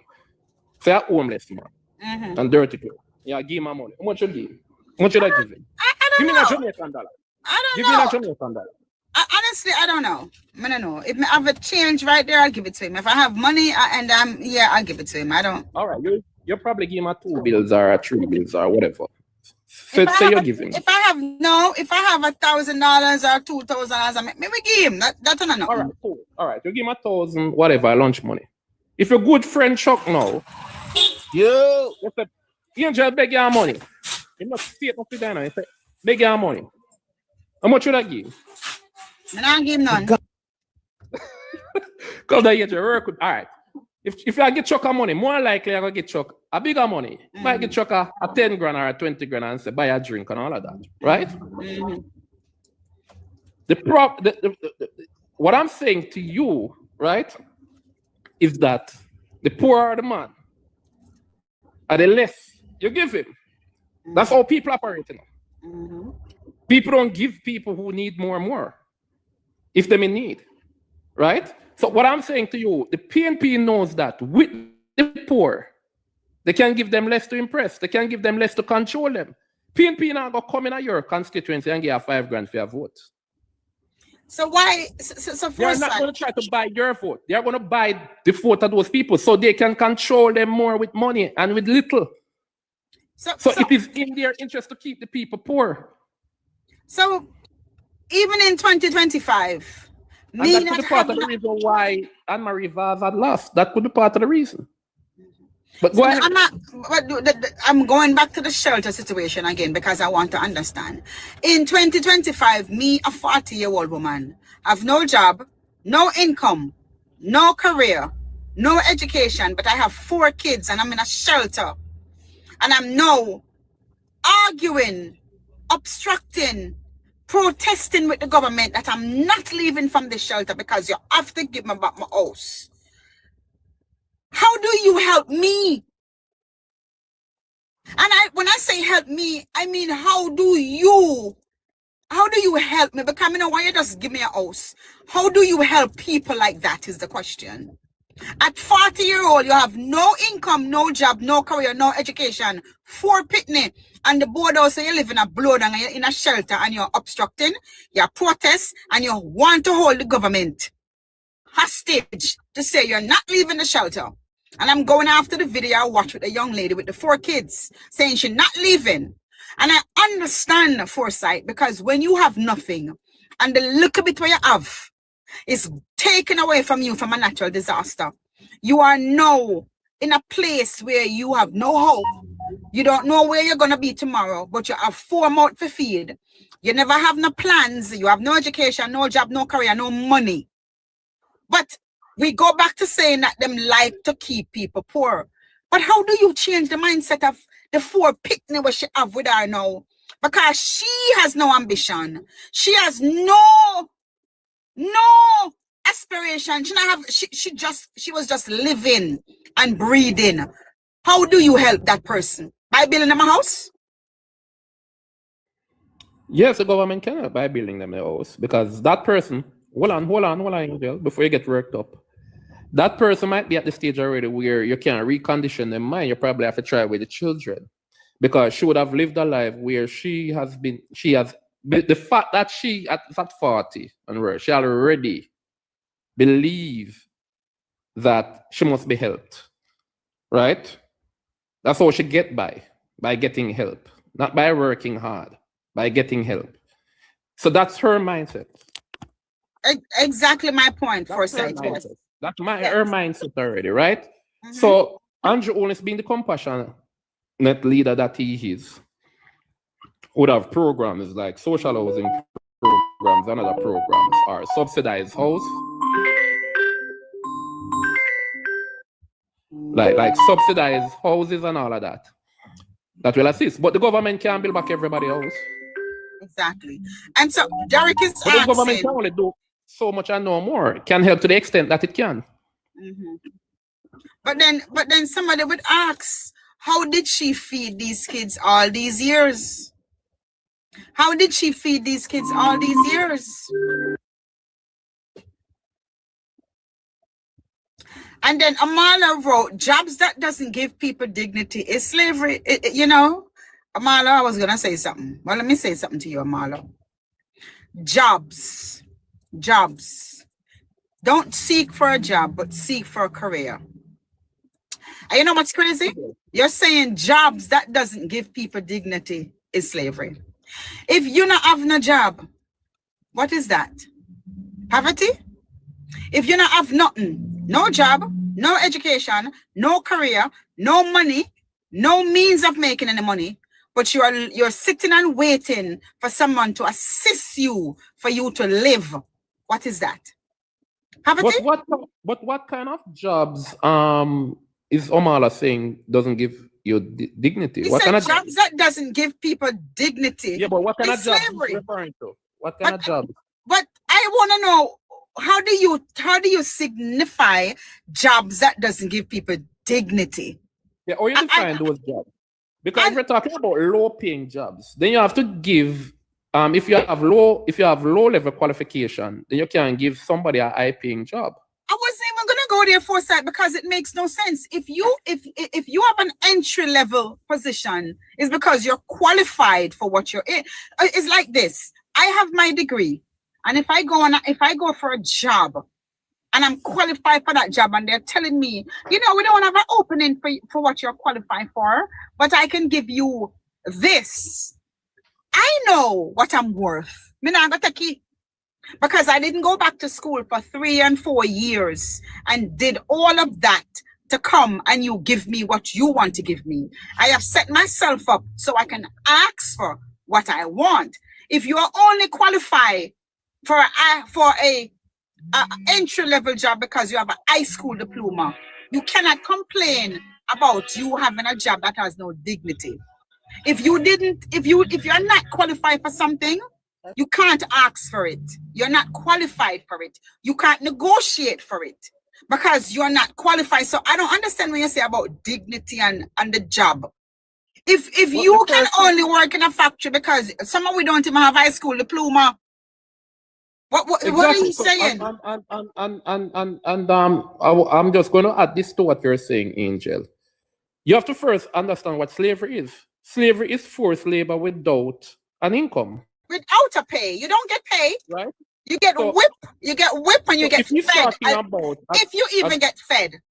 Exactly. So you can do a job that you're not proud of, but you can't say it's slavery. Still, you would have to do it. Whether you resort to it or you willingly or unwillingly do it, it's still you decide to do it. So it's not slavery. It might be a job that you're not proud of, right? It might be a job that you feel it's not slavery. But right? I don't want to get, I don't know why, Amalo, you're like a PMP where you're coming here and you're distracted. Because I don't know what that have to do with what we're talking about. Because what I simply said, now let me say this. My mother had 6 kids from my father. They were married. And while my father was the breadwinner, he was a farmer in Portland, Walipalan. I love coffee when he used to sell. I remember the little square box them where them used to fill up with coffee, pack them up, and the truck used to come and buy the coffee from my father. My father was a coffee planter and sold coffee back in the days when I was a little girl. He had farm, not only with coffee and plant peas and all kind of something. He build his house from farming. But me tell you one thing about my mother. She never sit down and wait upon my daddy. She used to go to market in the area and buy yam, banana. And we as her children used to put coat on our head and bring them out at the crossroad for the market truck for come every Thursday. And she used to go to Coronation Market go sell to get her own little money. My mother graduated from that and she started go Curacao, go buy goods and come back go sell. She used to go to Haiti, go buy goods and come back. She never sat down and asked my father. She was always an independent woman. And you see the woman that I'm telling about? She came to this country and she could work enough to send for 13 people through the airport one time. Let me repeat that. And for the people who don't understand what I just said, you back in the days, you have to be earning an income of $30,000 to sponsor one child. My mother take 13. Three are picking them and then picking with them to this country. They came on one flight. So my mother, with a farmer, didn't sit down and wait and stayed underneath her husband's wing and expect him to always be the supporter. She herself was an independent, strong woman. So don't come tell me about dignity and the type of job. Tell me about ambition. Tell me about a dream, a vision, a plan. And she had one. She's no longer with me. Mama, rest your soul. And thank you for all that you've done for me and my family. But me not like your son, someone come here and make excuses, you know. It is no excuse. None whatsoever. For a woman. And I understand that every situation is different. But when the first picnic come and you can't afford it, you go back again the second, the third, the fourth, the fifth. No income, no job, no education. Because why? It is easy. Because why? Why? And like Forsyth would say, because what? We have become complacent and we have our mindset. The mindset of the people is what needs to be changed. And so, Amala, that alone we just saw a while ago. That of the people them way. That of the people them way. Low mind and low self-esteem. Not for strong man and woman. And we need to come out of that. Make Amala join the discussion, man. No, I don't want Amala join. I block me normally, I block Amala over here. Amala can't open your own live. Okay. And wait, Tracy's here. You want to say something, Tracy? People are just lazy, hot stepper. I already know that. People are just lazy. Yeah, Forsyth. I've been here talking to Angel earlier, but listening to you, you know exactly what you're saying. You're correct. No, but You know? it's true. People is lazy. People is let me tell you, Yeah. man. People lazy. Let me tell you something. Let me say this. Is Melissa, I realize how many people in Jamaica not working. It is through Melissa Forsyth I have realized how much non-productive, non-progressive people is in western part of Jamaica. It is through Melissa I am saying, you know, everybody will come America, I fear do something. If you're not doing something, is either you're investing, is either you have a career, is either you have you're self-employed, but you have to be doing something in this country. You cannot sit on your ass. And while some people do it, you see what Donald Trump is trying to do now? He's taking you off these benefits that he believes the Democrat has been handing out free-handedly, generation to generation to generation. You cannot come and sit on your ass in this country and achieve nothing. You have to try, you strive, and you make yourself and you build on yourself here. So me hear somebody say it, and I hear Triple X say, and a lazy people, lazy at Jamaica, them not have the opportunity. But when them come America, look how them do good America. No Triple X. Let me tell you why them do good America. When them there Jamaica, they not have to pay a water bill, them not have to pay a light bill, them not have to pay nothing. Them just get things from foreign and walk up and down and live. When they come to America, they might stay with a cousin and a brother and a sister for 2 months and 3 months. But you can't stay with them forever and not doing something. You have to go out there and get your own. You have to go out there and make something because nobody not getting nothing yourself. While your family will put you up for a short period of time, like shelter, Melissa, you're not going to stay in them shelter forever. Miserable company. People behave the same way in environments, right? If you're in an environment, right, you mirror the behavior of the persons. You're more likely to mirror the behavior of the persons in that environment. In America, they have no choice. America is not going to entertain the excuses, right? So they have no choice, right, but to work when they go to America. Just like one man behave differently when they go up an embassy. Right? And at the same Jamaica, but when them go and step in an embassy, them try to behave different. Right? That's how people are. You go Rome, you do what the Romans do. So what really happening is not because no opportunity is not there at Jamaica. It's just because Jamaica entertain. You have more people in Jamaica will entertain the excuses, and that is what we're fighting against now. Like the person with the panya say when name Mum. What's your name? Mum. Mom. You are what Forsyth is talking about. Go ahead, Forsyth. Right. So in Jamaica, when him sit down on a corner and him entire household I tell him, say, look here, nothing go on. Right? And when him step out and go up on the block, him have him friend him I tell him, say, nothing go on and time on. In America, him not have that. Mm-hmm. Exactly. He doesn't have that. Him not see no such man on corner. And even if you go over there and stay with your relative, they will take care of you for probably 2 weeks. But after third, they must say, what you do for yourself? Right? You will be held accountable. Right? But Jamaica encourage this lazy. We have a part of our culture. Yes. Somebody else have to save we. A lot of these people are not even looking for opportunities. They are looking for excuses. Right? Because so much more opportunities are available now, and some people still have the same excuses that they had in the 90s. Exactly. And let me say to Forsyth, to the person when her mom were type about, she never begged me personally. Let me tell you something, lady. You is probably one of them when I'm paying a tax. You just live. I am paying taxes for 2 properties in Portland. I'm building a house in Portland. I am a taxpayer.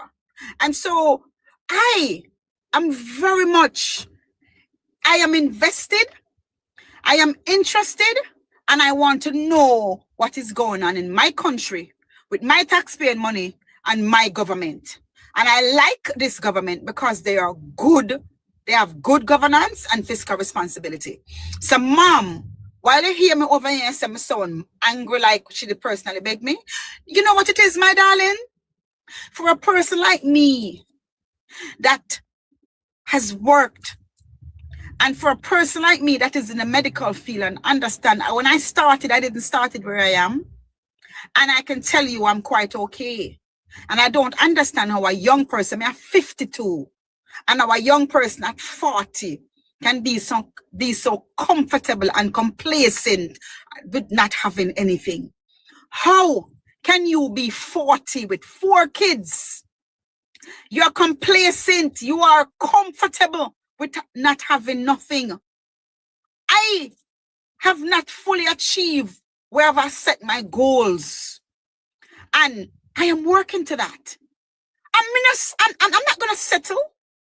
All right. I will not settle, and I will not slow down either. And so when me hold on foresight, and so I hear people like you normalizing. How you reach a 4? I can't even reach a 2. 4 what? Me never say me have 4 pitney. Me say the lady, that's my daughter, guys. Pretty girl Shan. Leave me alone, pretty girl Shan. I saw you was calling me earlier, and because me click off the call, you realize I'm alive. Me never say me have no 4 pitney to lie. And anyway, and so I don't know how people are so complacent with having nothing. I can't do it. So, Angel, let me ask you something. The you that live in the garrison, when he goes uptown, does he do the same thing that he do when he's in the garrison? Does he string up a stone up there and have the jerk chicken man, right? A jerk chicken on the streets when he go uptown? No. Because he knows those communities, if he goes to church garden, they're not going to entertain that. That's the thing. Right? When he's not going to behave the same way. And probably even quieter than who live up there. Right? It is the same thing that when a man go to America, right? He might go adopt the American lifestyle. He might go say, look here, people work for what they want over here. That's not the culture. And not everybody does that too in a foresight. Not everybody does that. Like my daughter just asks, how hard life makes she makes she reach a 4 picnic. In other words, you know, foresight, for example, when I came to this country, people would give you the belief that having more than 1 kids here would make life easy for you because the government will give you money and give you housing. Foresight, I came here and I didn't have 1 child. But when I came here back in the days, my friends would have led me to believe that have 3 or 4 picnic man. You get Section 8 house, you get this, you know, if you do this, you know, if you do that. That was not what I wanted. And so I didn't do that. And so again, it's same way in Jamaica, like my daughter would have said, how did you end up having 4 kids? How did you survive with the 2 kids without a job, or income, or a money? And so even for me here, a 1 pity me have, and she's on the live, pretty girl Sean. And I felt like I wasn't doing enough for that 1 child. Because I feel like, say, when everybody else have everything, she have everything too. So I used to work to give her everything. To me, you want to know how you have 4 picnic, no job, no income, no house, no way of, no means of money, no education, and comfortable and complacent in life like that. Good evening, one calm. Hold on for a sec. We have somebody else up here. What's the person name? What is it? Sandra? Sandra. Open your mic and go ahead, darling.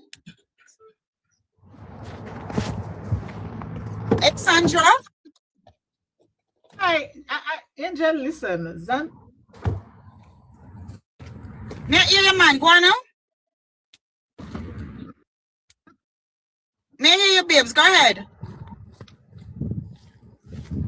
Oh, I'm not here. Oh, where are you going? Danny? Danny Mascot? Danny Masco. I'm not hearing anyone. All right, I'm going to take a note because apparently maybe you made a mistake in coming here. Danny? All right, I'm taking him out. I don't know. Yeah. Sorry, guys. Okay, so let me take off them glasses now because me can't see. I mean, don't can't see already with them. It says they eventually got 4 and 5 each a different father and still getting nothing.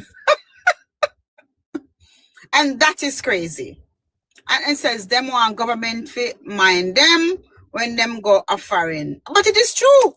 Even in England, they do the same thing. They go with this concept, say if them have more than one picnic, government can mind them. And it is the same thing in Jamaica, no difference. But that was never me. But you notice, that's what I'm saying. She's telling you to do that because she said the government will entertain you. Mm-hmm. Never me. Derek? Yeah, so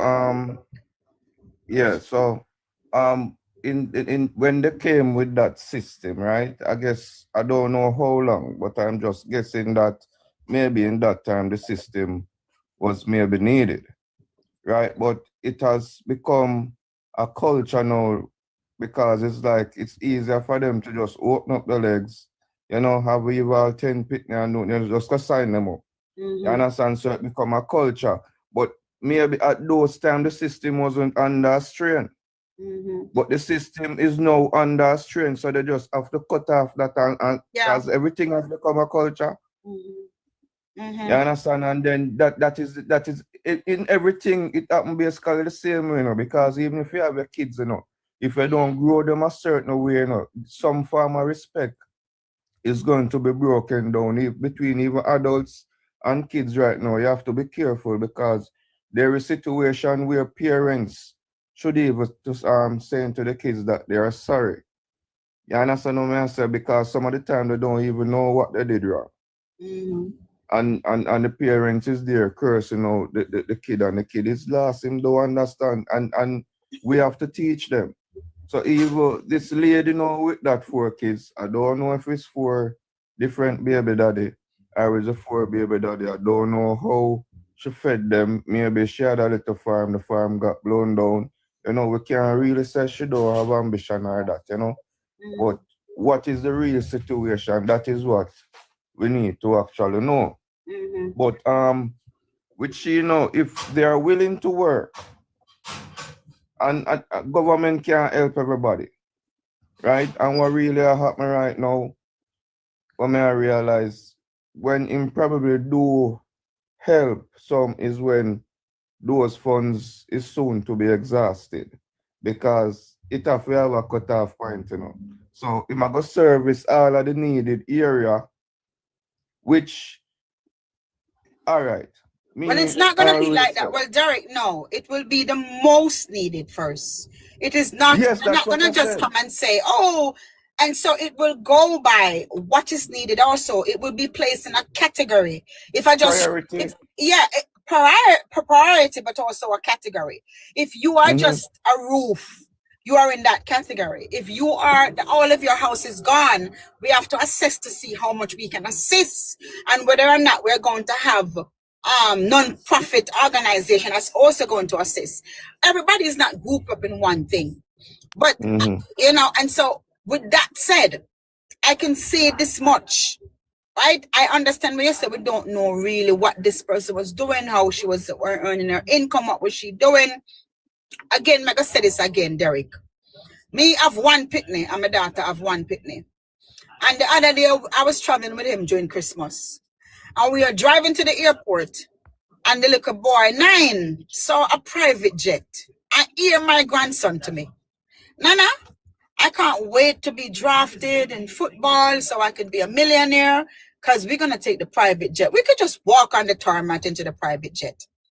My little 9-year-old grandson already have aspiration to be this great football player. He has a vision and a plan. And his plan is to carry me, go to daycare and leave me and pick me back up at night time when him finish doing his soccer. He has a plan. He has a vision. He knows where he wants to be at 9. And you know why? Because he have seen his grandmother, his mother, his auntie, his uncle work hard and set a standard in life. They travel around the world. I don't know where they haven't been. Thailand, all over the world, with this 9-year-old little grandson of mine. And we have set him up in life and put him on a standard where when he becomes, thank you, Kimmy, when he becomes 16, 17, and 18, going to college, making his own decision, he will not settle for less. He will not settle for less, because at the age of 9, he sees grandmother working hard. He sees auntie, his mother, his uncles. He see when we work hard what we have achieved. And so his mindset and his standard is already at a place of achieving. And this is the problem that we're having in Jamaica right now. You're born in a one board house. And you come, when your mother and your father is no longer there, then gone to heaven. You have man and woman that live with you in the board house. Now when you breed them up and a new generation starts in the same board house.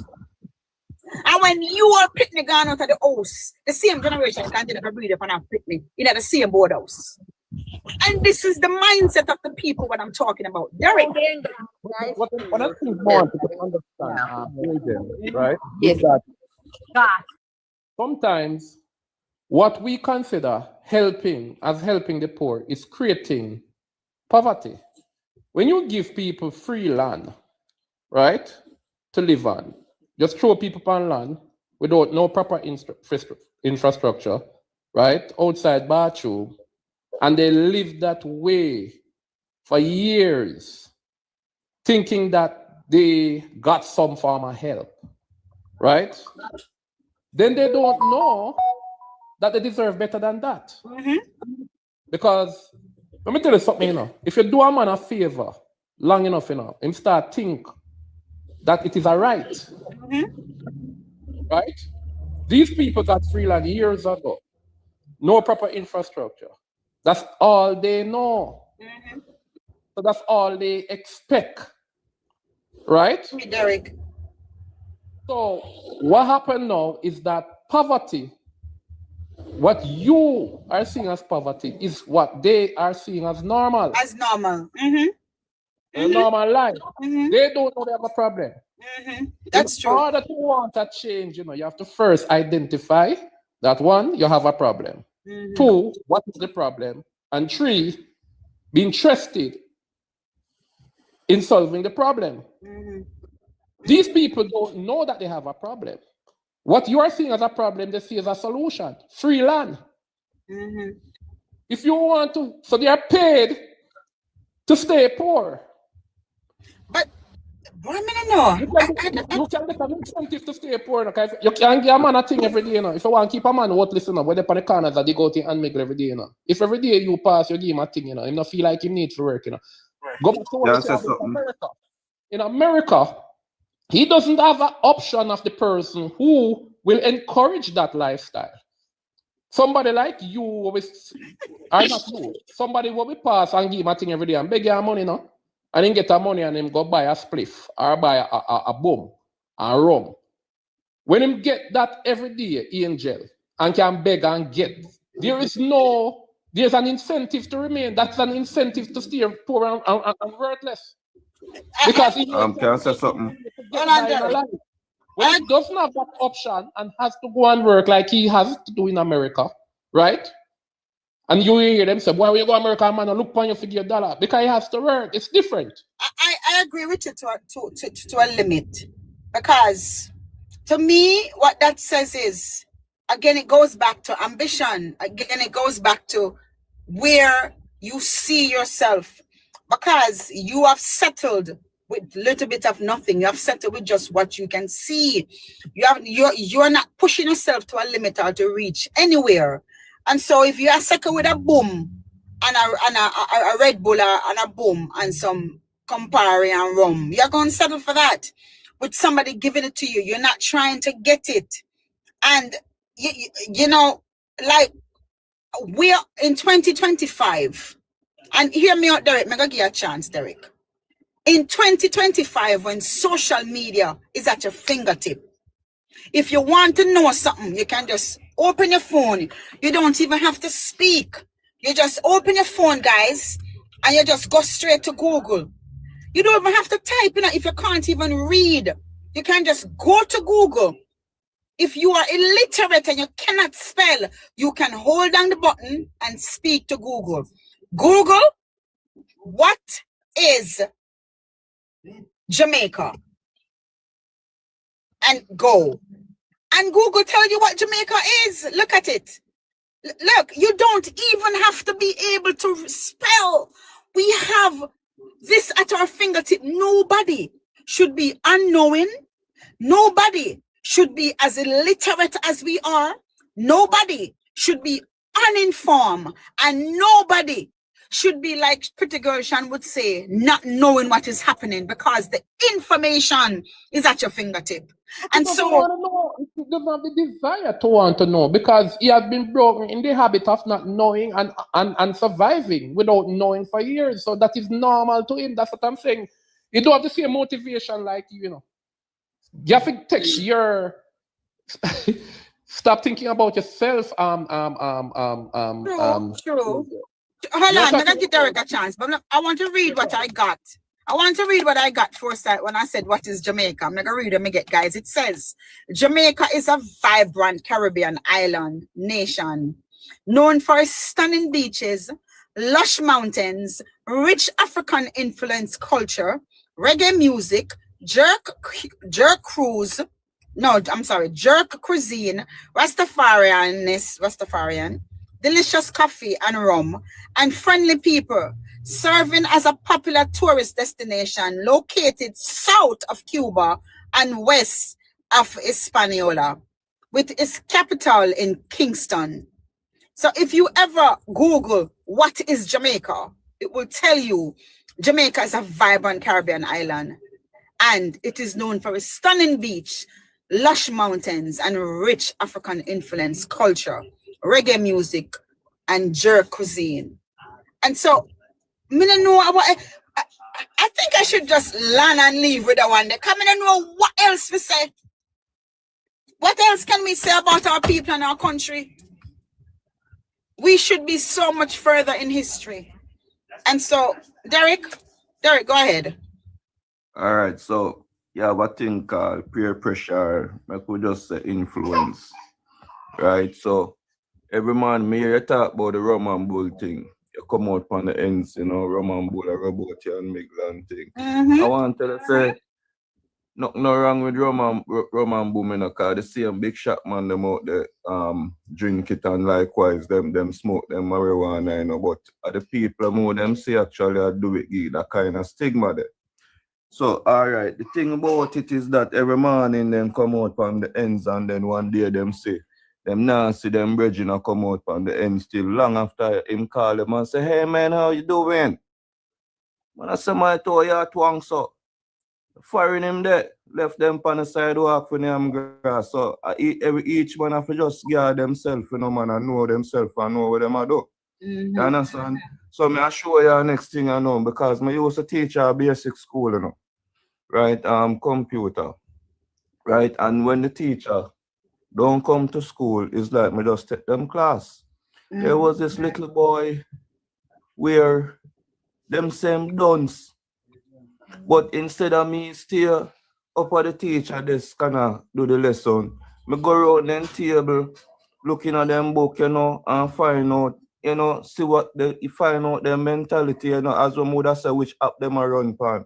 You understand what I say?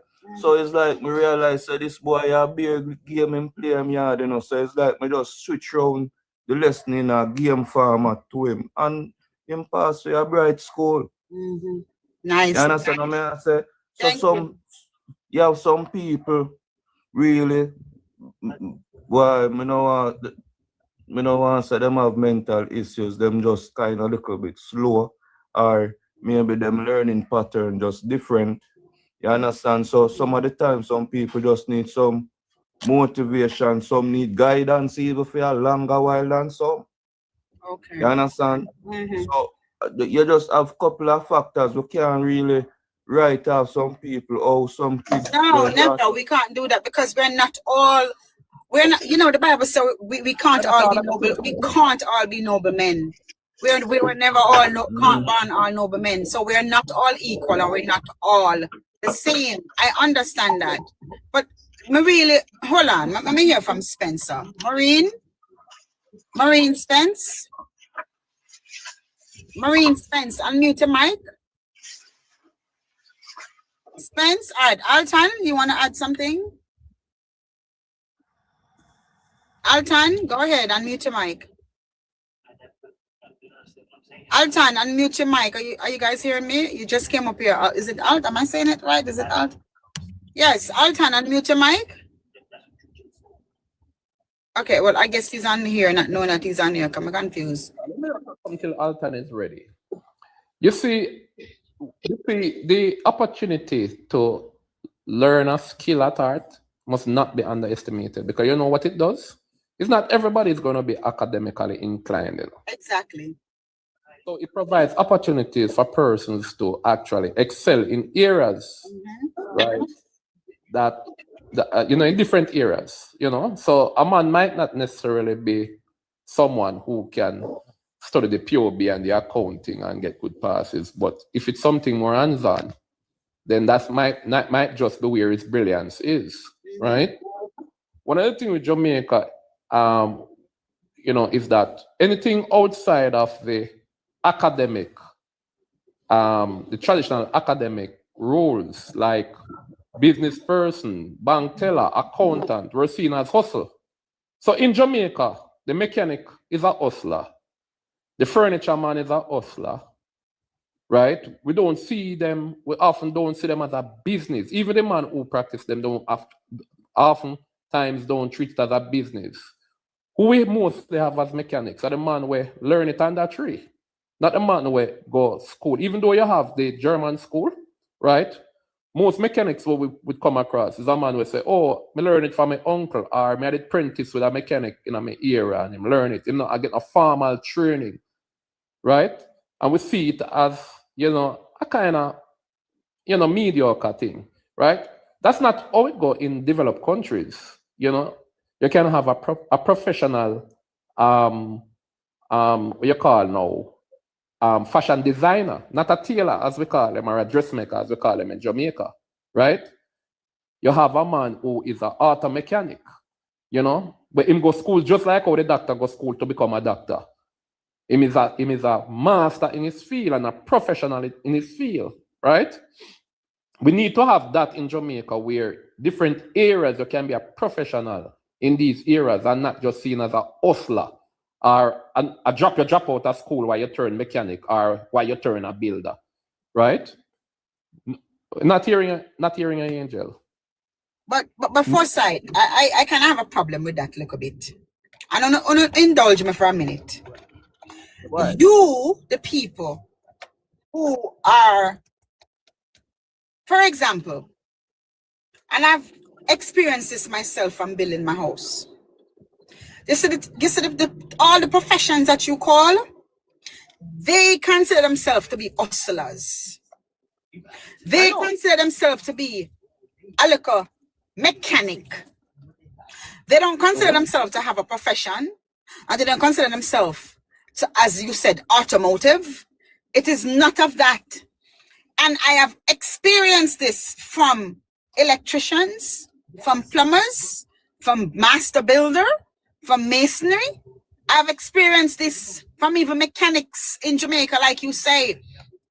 Foresight, it is them, the people. And it brings us back to the mindset again.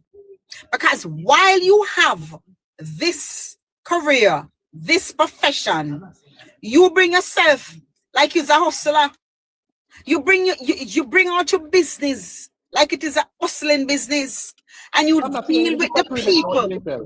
I'm not hearing the disagreement, because you're saying exactly what I'm saying. I'm not hearing the disagreement. No, I agree with you. That's what I'm saying. And you bring out the people in the same way, because even when I'm dealing with these people who is doing my house, when you listen and you work with them, you're saying, what the hell is this? Is not a business for them. It is a hustle. And because of that, you cannot change their mindset in having them think and understand that their career, their profession is a business, and they have to treat it such like. And by treating it that way. Look at the Chinese, then they come to Jamaica and have this mechanic shop and Okay, I people was flooding going it. to talk about that. Yeah. And people flooding it. And you know why it is? And they are saying China got over. When you do Yes. it properly, they are criticizing the government for allowing Chinese to take over. All right. But the same black man that criticized, he is going to the China because what? It's get more professional. Thank you. You don't get a time that your car will be fixed in 2 days and it become 3 weeks. Thank you. And you're paying a better. It's more affordable. And you trust that the job is getting you're not done. sent all over the place to buy parts. Because they have the parts right there and then. So it's less hassle for you, the customer. So you are more likely to support. The convenience, the professionalism, it is so much that goes with that, guys. To the fact where that it also comes with trust. Like if you know what happened to me, guys? Bought my car while I was in Jamaica a while back. Because it's BMW and the sensor come up and say spark plugs and stuff need changing. Whatever it needs, the sensor come up and tell you what's wrong. Bring it to the mechanic and he told me how many of them need changing. So I change all of them. The man did not change one of them. And so when you have people who, when you take your job to them to ask and to get it done, and you trust that they're going to do it, you pay them the cost no matter how much the cost is, because you trust that it is going to get done. And so it goes back again, foresight, to the mindset. The mindset, they don't think that what they're doing is a business. They look at it like a hustle, and they do hustle you. And it is sad. Yeah, exactly. That's exactly what you see happening in Westmoreland. It's a mindset problem. Yes. Because sometimes, it's difficult, You can want more for somebody than the person wants for themselves. Absolutely. But because they're not accustomed to that more, right, that you want for them, right? They want to stay in the comfort of what you're accustomed to. Absolutely. So they reject your change because people reject what they can't understand. Some of the time. Not necessarily because it's not better, because they can't understand it, right? And having lived that way, and having been allowed to live that way for years, right, solidify the view that that's how they must live. There's an acceptance of it because it's comfortable. Absolutely. A years where I live so. Absolutely. And we have survived living like this. And it's harder for them to believe that they can get better. So what is easy